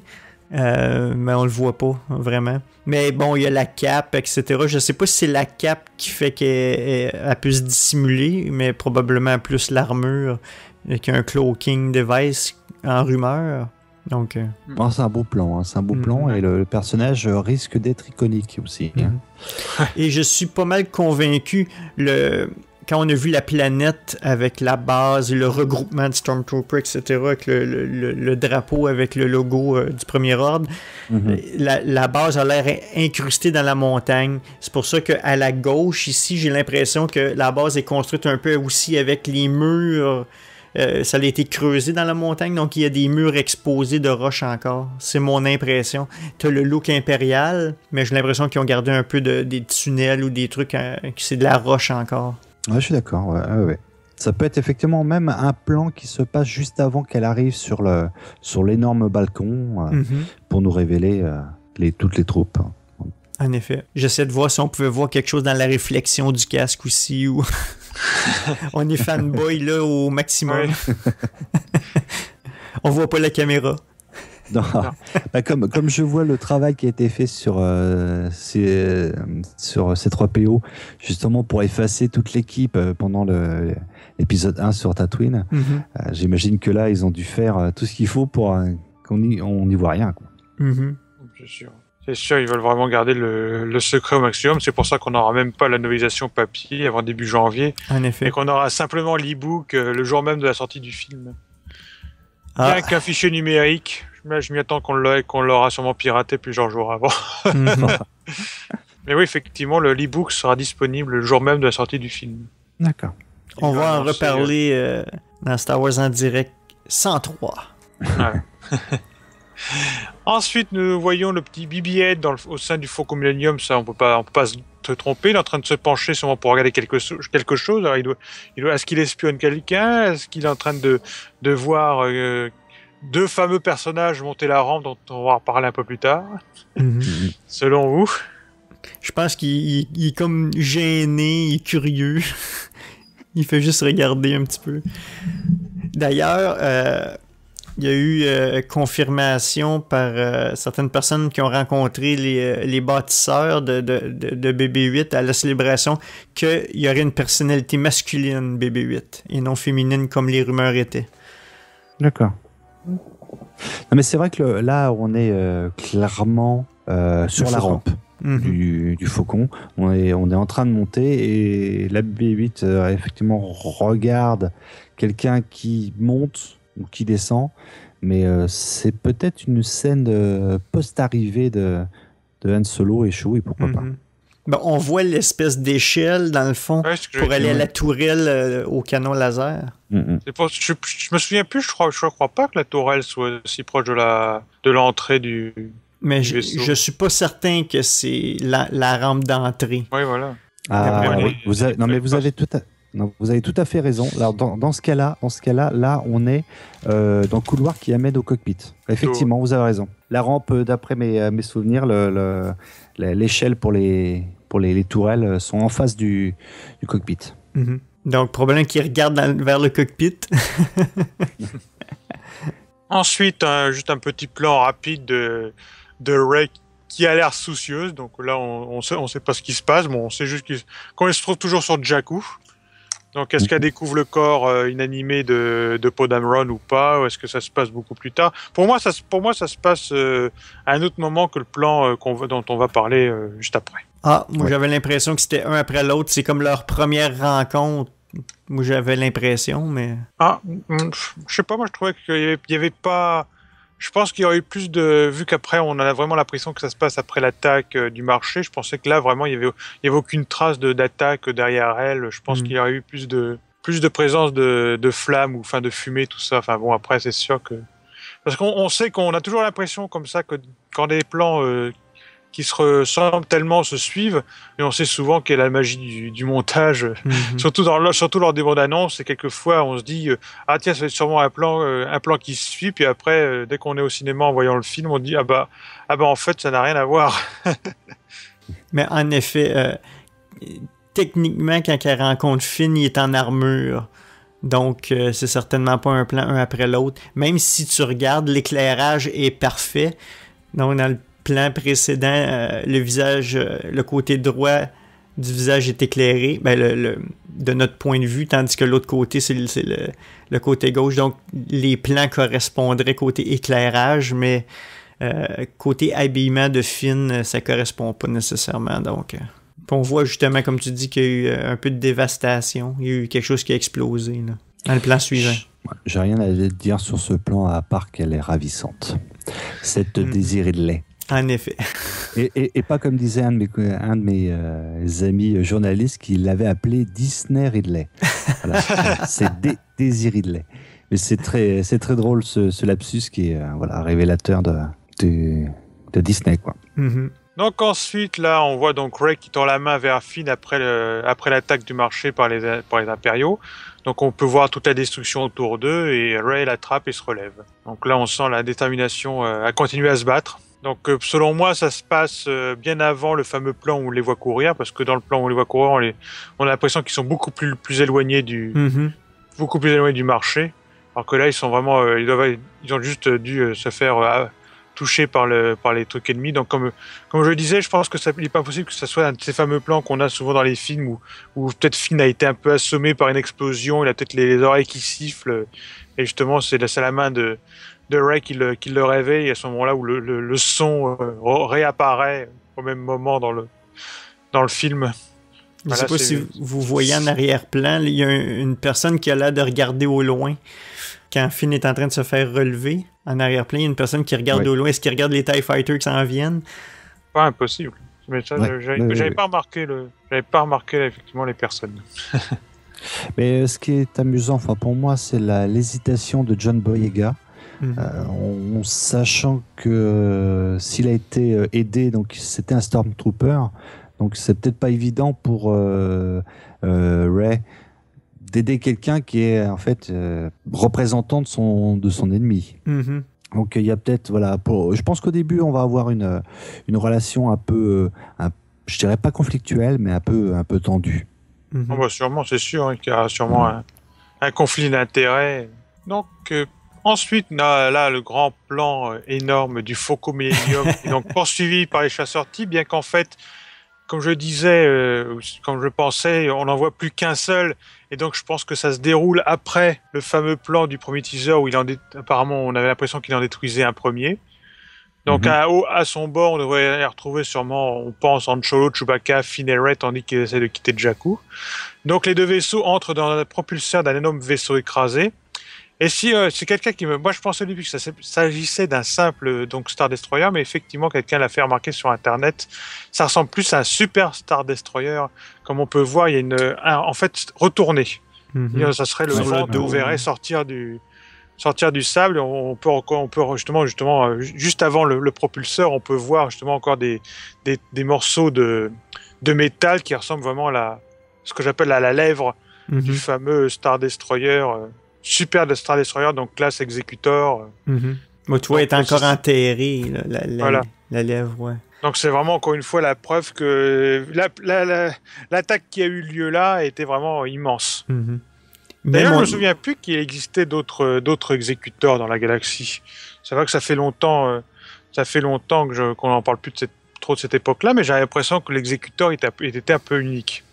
Donc après, il s'appelait aussi, même si le nom c'était l'exécuteur, mais c'était une classe aussi, une classe de Star Destroyer Executor. Donc, mais moi, mon impression, toute la forme, etc., et c'est très gros. Oui, ça a l'air d'un Super Star Destroyer, mais j'ai l'impression que c'est plus petit, que le réacteur serait encore plus gros aussi. J'essaie de me rappeler dans le Retour du Jedi, quand le faucon fait comme un rase-motte dans la tranche latérale du Superstar Destroyer, comment c'était immense. Donc, dans ma tête, les réacteurs étaient encore plus gros que ce qu'on voit là.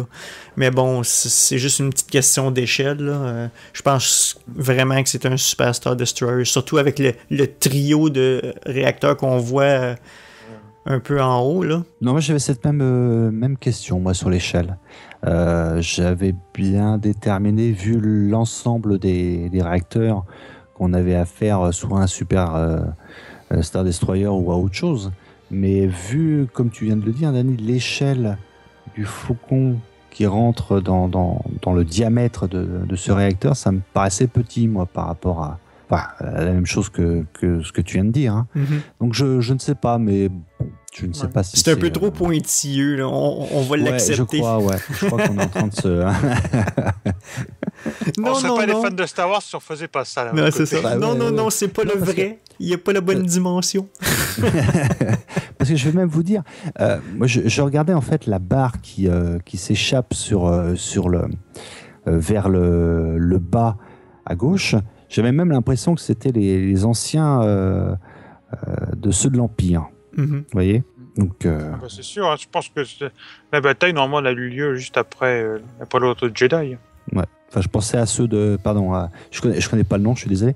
À ceux qu'on voit dans la prélogie. Ah, ok, dans la prélogie. Où il y a ce genre de queue derrière. Ok. Le nom m'échappe. Oui, moi aussi. Bouh. Puis ici, on voit un plan... Bande étroit. Ici, ensuite aussi, on voit un plan très, très J.J. Abrams, qui est un zoom ultra rapide. Ouais. Oui. Je veux dire, c'est typique de J.J. Donc, on a un plan qui établit la scène, et puis tout d'un coup, la caméra zoome très, très près sur le faucon. C'est typique J.J. Abrams. Ça va être très dynamique. Je crois que t'étais passé au plan suivant. Non, mais ça me fait penser aussi à ce genre de plan qui a été popularisé dans la série Battlestar Galactica. Mm-hmm, en effet. Ouais. C'est un peu l'effet, un peu documentaire, un peu on cherche. Voilà, je crois que j'avais écouté dans un des documentaires, c'est un peu, on sait pas trop bien où se passe l'action, et puis tout d'un coup la caméra détecte enfin l'action, le truc qu'elle doit suivre, et donc zoom pour ne pas rater une miette. Mm-hmm. Donc ce qui a fait un peu effectivement documentaire. Ouais. Ça a été surexploité dans la série, et donc c'est vrai que maintenant ils l'utilisent aussi au cinéma, mais de façon plus dosée. Donc ensuite on a le fameux gros plan sur le pilote du Premier Ordre. Donc là aussi nouveau design, encore un peu plus chromé, plus lisse. On voit encore une fois que tout est neuf, comme je le disais un peu précédemment. Donc il n'y a pas grand-chose, je pense, à dire sur ce plan. Mais moi j'ai l'impression toujours très menaçant, je trouve. Ouais. Moi j'ai l'impression que c'est pas une réflexion qu'on voit. J'ai l'impression que c'est peinturé parce que quand sa tête bouge, la réflexion, les lignes restent exactement au même endroit. Donc j'ai l'impression que c'est peint sur le casque. Et puis je ne sais pas si vous vous souvenez de certains concept art. Il y avait un TIE Fighter justement qui avait des lignes rouges dessus en X un peu. Donc j'ai l'impression que c'est peut-être un pilote de ce type de taille-là, peut-être. Possible. Je vois que le casque aussi a des genres de proéminence de chaque côté de la tête. Mm-hmm. Ah bah oui. Donc, j'avais pas remarqué. Et que bon. Mais j'ai un peu de mal. C'est pareil avec ces couleurs-là. Est-ce que c'est peint? Est-ce que c'est une réflexion? J'ai beau regarder, j'arrive pas à me décider. Regarde les réflexions sur son respirateur.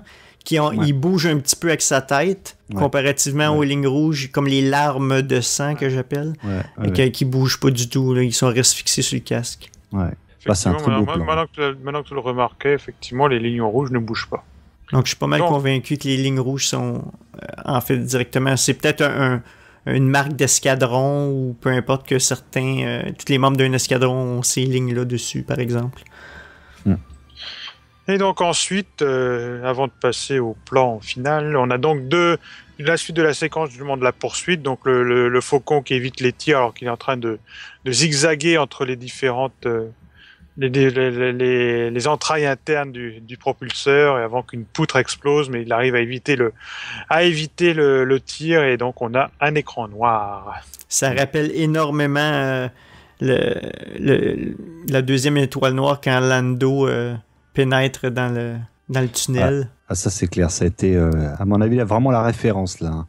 Mais c'est d'ailleurs un petit peu ce dont j'ai peur chez J.J. Abrams parce que par rapport, c'est ce que j'ai vécu aussi sur son dernier film Star Trek. À vouloir trop coller à l'univers, il reprend trop souvent des références, des autres films et les intègre. Et j'ai peur, voilà, par rapport à ce qui a déjà été dit d'ailleurs en spoiler, où beaucoup d'employés qui travaillaient sur le film avaient l'impression d'être en terrain connu, mais de revivre certaines choses de trop. Là, j'ai l'impression qu'on va peut-être, j'espère ne pas trop rentrer, voilà, qui va nous injecter un peu du neuf et pas nous refaire du neuf avec du vieux, quoi. Mm-hmm. Après, effectivement, je pense il faut qu'il garde un petit peu les fans pour qu'ils aient aussi un petit peu un terrain connu pour voir qu'il y ait comme une suite de réalisation entre les différentes trilogies. Mm-hmm. Ouais. Selon vous, qui pilote le Faucon à ce point-ci? Ouais. Forte chance qu'il s'agisse de Han Solo, pour moi. D'accord. Moi, j'avais l'impression que si c'est pas Han Solo, ils ont vraiment du talent parce que à moins d'avoir été en possession du Faucon pendant un certain temps, c'est pas un véhicule qui doit être facile à s'adapter étant donné la position du cockpit. Oui, il y a vraiment un côté dimension, donc la façon d'aller se lancer dans des tunnels comme ça avec un vaisseau quand tu le connais pas très bien ou que tu viens juste de le prendre à la surface, le vaisseau, c'est vraiment un bon pilote, là. C'est pour ça que je me dis, est-ce que c'est Han Solo à ce point-ci qui le pilote? Parce que vraiment, côté talent, j'ai l'impression que c'est Han Solo qui pilote, là, même dans le premier teaser, quand il fait son loop, etc. Je veux dire, c'est pas n'importe qui peut faire ça avec le Faucon, là. De toute façon, si c'est pas Han Solo, pour moi, ça peut être que Rey, parce que, comme on peut voir un peu Finn conduire le T-Fighter, ça pourrait être pas lui, je pense. Ou peut-être Poe Dameron. Pas faux aussi, ouais. Mais est-ce que lui, il peut avoir le contrôle entre un X-Wing et le Faucon? Je sais pas du tout. Ouais. Mais ça dépend. C'est vrai qu'on avait les rumeurs qui disaient que ce serait lui qui pilotait le fameux Faucon, donc peut-être que ça revient de là. Mm-hmm. J'ai pas d'idée. Ils veulent pas décontracter, donc c'est pas Chewie, ça c'est sûr. Je sais pas, on verra. Est-ce que Han Solo est de nouveau aux commandes? Est-ce que ça se passe après ces scènes où il retourne dans le Faucon, ou avant? Bonne question. Et donc on va terminer sur le dernier plan qui a fait hurler tout le monde. La première apparition des anciens personnages de la saga, donc Han Solo et Chewbacca, de nouveau réunis. Et Han Solo qui dit « Chewie, nous sommes à la maison ». Et on peut même juste également les voir avec tous les deux armés, donc on a l'impression vraiment qu'ils retrouvent un peu le vaisseau pour la première fois depuis pas mal de temps. Mais donc pourquoi qu'ils rentreraient dans le vaisseau armé? C'est ça que je trouve étrange. Bah, je pense peut-être qu'il l'avait perdu depuis peut-être qu'il l'avait plus en vue depuis tellement longtemps ou un truc comme ça, parce que qui disent nous sommes à la maison dans son vaisseau, je pense qu'ils doivent c'est comme si vraiment s'ils le retrouvaient depuis pas mal de temps. Mm-hmm. C'est vrai qu'il y avait des rumeurs qui étaient au contrôle d'un Star Destroyer en Solo, n'est-ce pas? Oui. Fait que peut-être que c'était justement Daisy Ridley qui avait, sachant que c'est sa fille, que le Faucon était caché à la surface de la planète à quelque part, peut-être. Mais si Han Solo savait que le vaisseau était à sa fille, pourquoi arriver avec une arme? Là aussi, c'est comme si ça s'attendait à être en terrain hostile. Ouais, en effet. Mais je dois avouer que... Mais d'un autre côté, il n'a pas l'air très effrayé non plus. Il a pas l'air d'être un peu décontracté quand il dit ça. Han Solo en manteau de cuir, ça fait assez badass. Ouais, c'est ça. Bien qu'on a un peu du mal, comme depuis le temps qu'on ne l'a pas vu dans ce rôle-là, on a quand même un peu du mal à le retrouver vraiment bien. Pour moi, il n'y a pas encore l'impression que c'est vraiment Han Solo. Mm-hmm. Bon, on voit aussi que Chewie a un nouveau bowcaster. Il est différent un peu de son précédent. Ah bah ça, on sait très bien qu'ils ont un peu rajeuni un peu tout ça. on voit aussi que c'est vraiment le seul personnage de la trilogie originale qui nous montre dans ce teaser. Oui, on sous-entend Luke, on est pas mal certain de le voir, mais pas de face. Léa aussi, c'est subjectif, mais là, Han Solo, c'est le premier personnage qui nous présente des anciens, qui confirmerait peut-être un peu que oui, il y a un rôle principal dans ça va être son film, dans les personnages classiques. Ça va être le film de Han Solo, le premier. Justement, comme qui corroborait avec toutes les rumeurs qu'il pourrait mourir, etc. Oh ben, je pense. Ça va être horrible. J'y pense parce que là, on découvre vraiment là, avec la joie et les cris que ce plan a amené parmi les fans. C'est quand même assez cruel de se dire que pendant tout le film on va le suivre et puis qu'à la fin voilà, il risque de disparaître. C'est quand même assez horrible. Mm-hmm. Parce que là comme tu dis Danny, il est bien badass quoi. Là ça, il fait vraiment penser à un vieux cow-boy de film de western. C'est Là, on est vraiment dans le vrai univers. Puis Chewie, puis en plus de ça, bon, clairement, ils ont utilisé un plan qui correspond à une ancienne image de ces deux personnages pour reconstituer celui-ci. Donc, j'ai envie de le voir quand même. J'ai l'impression que c'est vraiment un des plans que Peter Mayhew est là, et non une doublure. Là. J'ai l'impression que c'est le plan que les deux sont là, officiellement. D'accord. Selon moi. Je pense que, c'est sûr, je pense que dès qu'on bouge un tout petit peu, dès qu'on bougera un peu plus, je pense qu'ils auront pris un autre acteur, et c'est juste que vraiment les plans où il n'aura pas trop à bouger, comme on sait que l'acteur Peter Mayhew a un peu de mal à bouger, un peu à marcher, à s'avancer, donc... On a pu malheureusement le voir en Star Wars Celebration. Sa fameuse canne en sabre laser. Mm-hmm. Oui. Mais est-ce que c'est juste moi où le faucon est vraiment sale? Dans les deux plans qu'on voit à l'intérieur, là, avec BB-8 et ici, vraiment, ça fait combien de temps qu'ils l'ont pas nettoyé? Pour ça, il faut sortir le Karcher. C'est vraiment sale. Ben, s'il était... comment dire... stationné sur Jakku pendant un très long moment, c'est possible qu'il y ait un peu de sable qui s'est inséré, etc. Donc la poussière, etc. Quand on pense que déjà dans New Hope, le faucon a été traité d'épave, j'imagine que là, on est plus de 30 ans après, ça va être vraiment difficile de démarrer. Hein. Ouais, c'est pire c'est un cadavre. Mais j'avoue que c'est la scène qui m'a mis une larme à l'œil quand je l'ai vu pour la première fois. Oh oui. Ben, je m'en doutais parce que avec le clip que Sébastien avait réussi à enregistrer incognito à la célébration qu'on avait mis en ligne, on entendait Chewie.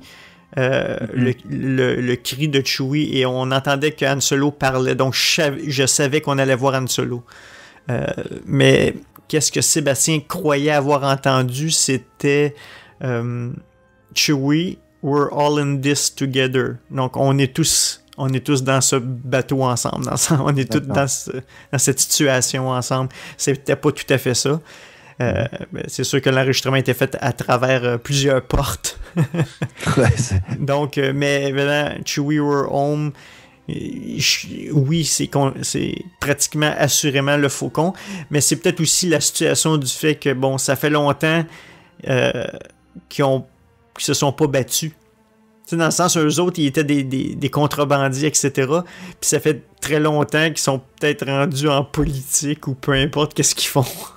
Puis finalement, ils reviennent à l'action. C'est peut-être ça aussi. We're home. Enfin, on a un pistolet dégainé puis on fait quelque chose de constructif. Ouais. Et malheureusement, je suis pas aussi pointu au niveau des costumes. Mais quand je vois ce qu'il a sur la droite de ce plastron, ça me rappelle quand même certains uniformes de haut gradé, non dans la Rébellion ou dans la République. À sa droite? Oui, les trois genres de petites... Ouais. J'essaie de les voir. Capsules, ouais. Ce que tu appelles les petites capsules, là, ouais. Ouais. C'est juste... Ouais. Je ne les vois même pas. C'est peut-être que mon écran est pas assez lumineux. Mais j'ai eu du mal à... Il a fallu que je le voie à plusieurs reprises pour effectivement voir que Han Solo avait son arme. Je l'avais pas vu. Au départ, je pensais que c'était l'ombre de la boule de l'arme de Chewie qui se reflétait sur son blouson. Et j'avais pas vu qu'effectivement les deux avaient sortir leurs armes. On est dans une situation bien critique. Mais clairement, ils ont les armes dégainées, mais avec le sourire que Han Solo a sur le visage, sont clairement à une place qui est pas très dangereuse. Ouais. Et puis évidemment le teaser qui se termine par le titre et la date de décembre. Et ils ont gardé le fameux logo que je considère qu'il aurait dû changer, mais enfin. Je commence à l'accepter. Moi, je pense que ce sera simplement le logo qu'on aura pour la promotion et qu'on aura le vrai. Non, d'après moi, ils vont garder celui-là, mais... pour le générique du film avec le déroulant? Non, mais je veux dire comme titre pour l'épisode 7. Ouais. C'est comme l'Empire contre-attaque, il y avait comme un cadre autour. Ah oui, bien sûr. Oui, c'est ce qu'ils vont utiliser comme pour la promotion du film. Oui. C'est parce que j'espérais que ça soit pas le logo final. Mais bon, ça a l'air que oui. Ça sent bon. Ouais. Puis après, c'est décembre. IMAX, mais je serais curieux de savoir... donc on a les informations d'IMAX et de 3D. Je serais curieux quelles sont les scènes qui ont été réellement tournées en IMAX. Normalement, c'est simplement ce qui s'est passé sur la planète, justement ce qui se passe sur la planète Jakku. Je crois que c'est la seule séquence qui a vraiment été tournée en IMAX, mais je pense qu'après, il y a des façons de faire un peu pour la diffusion. Mais normalement, il y a juste une seule séquence qui a été tournée en IMAX. D'accord. OK. Le reste, ça va être avec des caméras stéréoscopiques, tout simplement, probablement. Et d'ailleurs, je crois même qu'ils ont tourné pas mal aussi encore en pellicule, si je me souviens bien. Okay. Un choix d'Abraham, justement, pour garder un peu le style ancien. Donc ici, dans la version française, on voit le 18 décembre, vrai? Non, c'est dans le plan... Marqué, c'était juste dans le plan avant, marqué. Okay. Ouais, juste avant le plan des X-Wing, des nouvelles générations. À la place du fameux This Christmas. Ok, voilà. D'accord.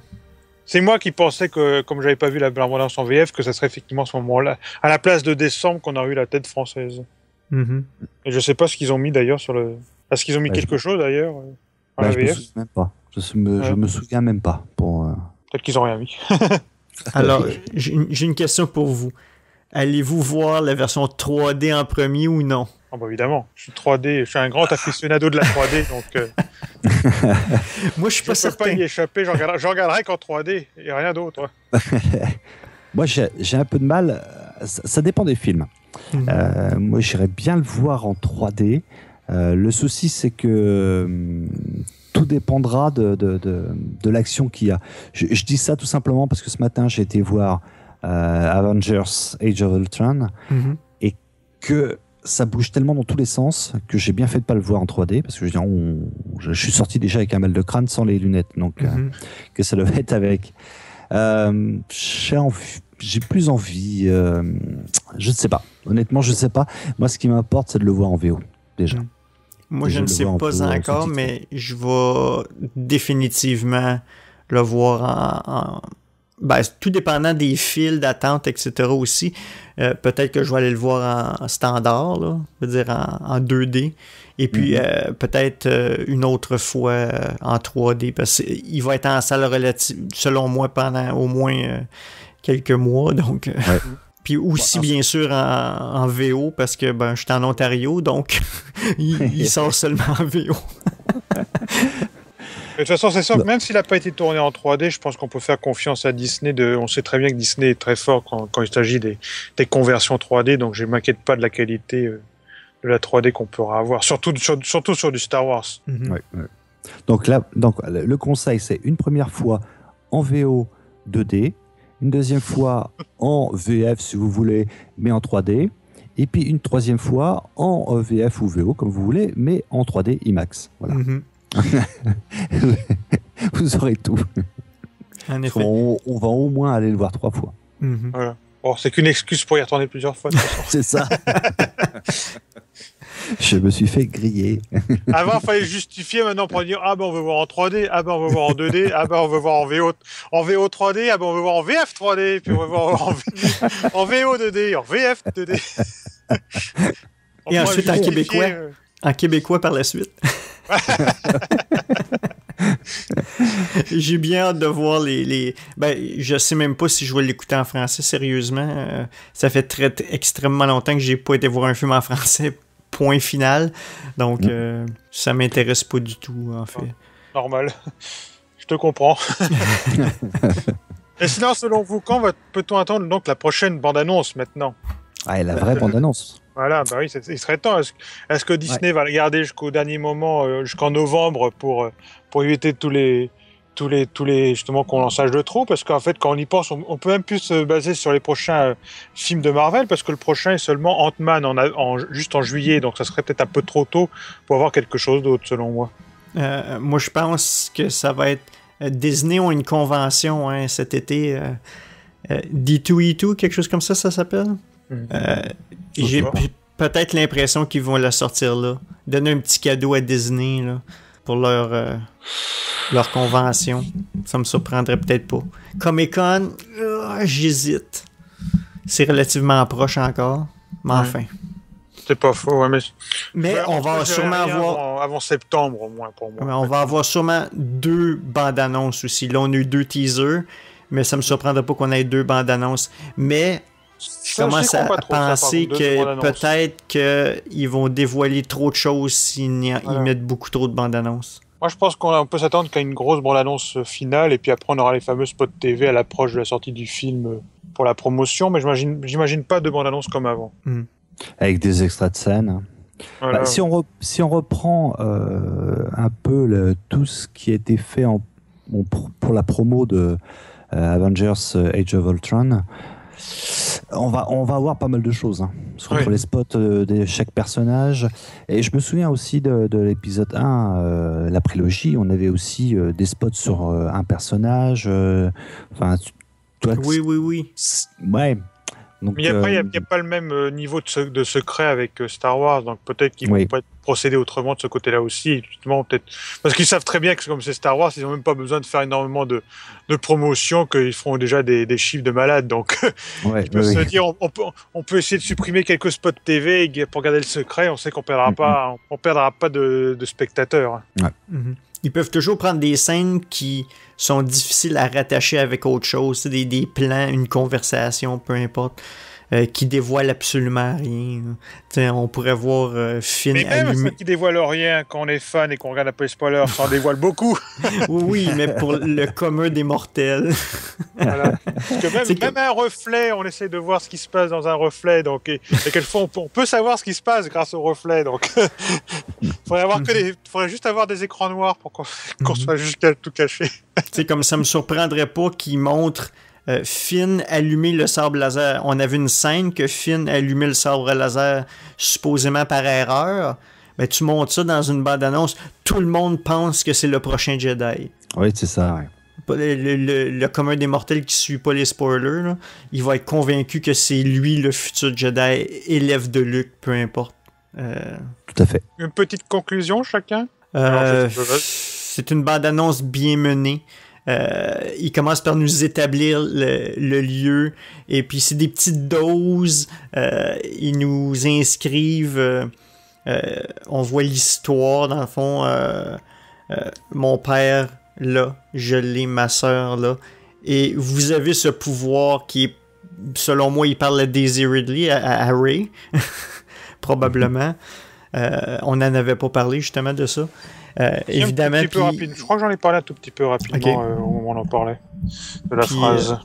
Puis après, il nous bouscule avec des scènes d'action, comme d'ailleurs. Puis la musique est très bien choisie, très émotionnelle au début. Pas mal tout le long même. Mais avec vraiment le thème là, qui nous touche de la force. Là.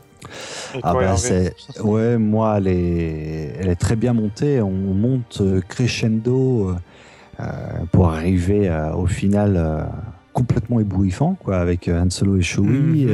On se situe bien où se passe l'action au départ. On a bien tous les quasiment tous les protagonistes, toutes les situations dans lesquelles on va être plongé.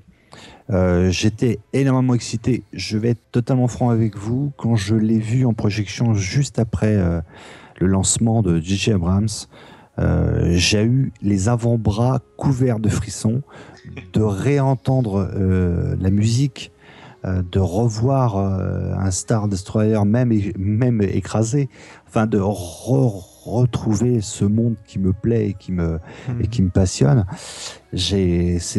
C'était ma dose de drogue que j'attendais depuis très longtemps et j'ai été complètement satisfait. C'était du gros bonbon pour les fans plus âgés, fans de la trilogie originale. Comme je disais, j'ai eu les larmes aux yeux au boulot quand j'ai vu la bande-annonce. Juste le premier plan avec le Star Destroyer, c'était époustouflant. Là. Ouais, c'est sûr que c'était... En plus, sur grand écran, comme ça, c'était magnifique quand même de voir ça au milieu de 900 fans de Star Wars et réagir en même temps qu'eux. C'était énorme, comme c'est une expérience unique quand même à vivre. À minuit, ça va être encore mieux. Pas encore assez. Hein. Pour conclure, il y a un message de Thomas d'Outre-Tombe qui nous dit « Nous sommes à la maison ». qui résume bien tout ça. Après avoir vu ces images, on se sent vraiment en territoire connu et on sent que Star Wars est bien vivant et ça, j'ai l'impression que ce deuxième teaser a un peu réuni un peu les sceptiques qu'il y avait déjà encore après avoir le premier teaser où il y avait encore le doute, et j'ai l'impression que beaucoup ont retrouvé leur âme d'enfant avec cette nouvelle bande-annonce. C'est exactement ce que tu viens de dire. We're home, on est à la maison, c'est le retour. Donc, ils ont bien choisi le texte parce que ça représente autant une situation dans le film que pour tous les fans. On est enfin revenu à la maison, puis ceux qui étaient à la célébration, c'était encore mieux parce qu'ils étaient tous ensemble sous un même toit à la maison. Donc, c'est vraiment le retour aux sources. C'est vrai que cette phrase a plusieurs significations, c'est incroyable. Mm-hmm. Sur ce, on va pouvoir conclure.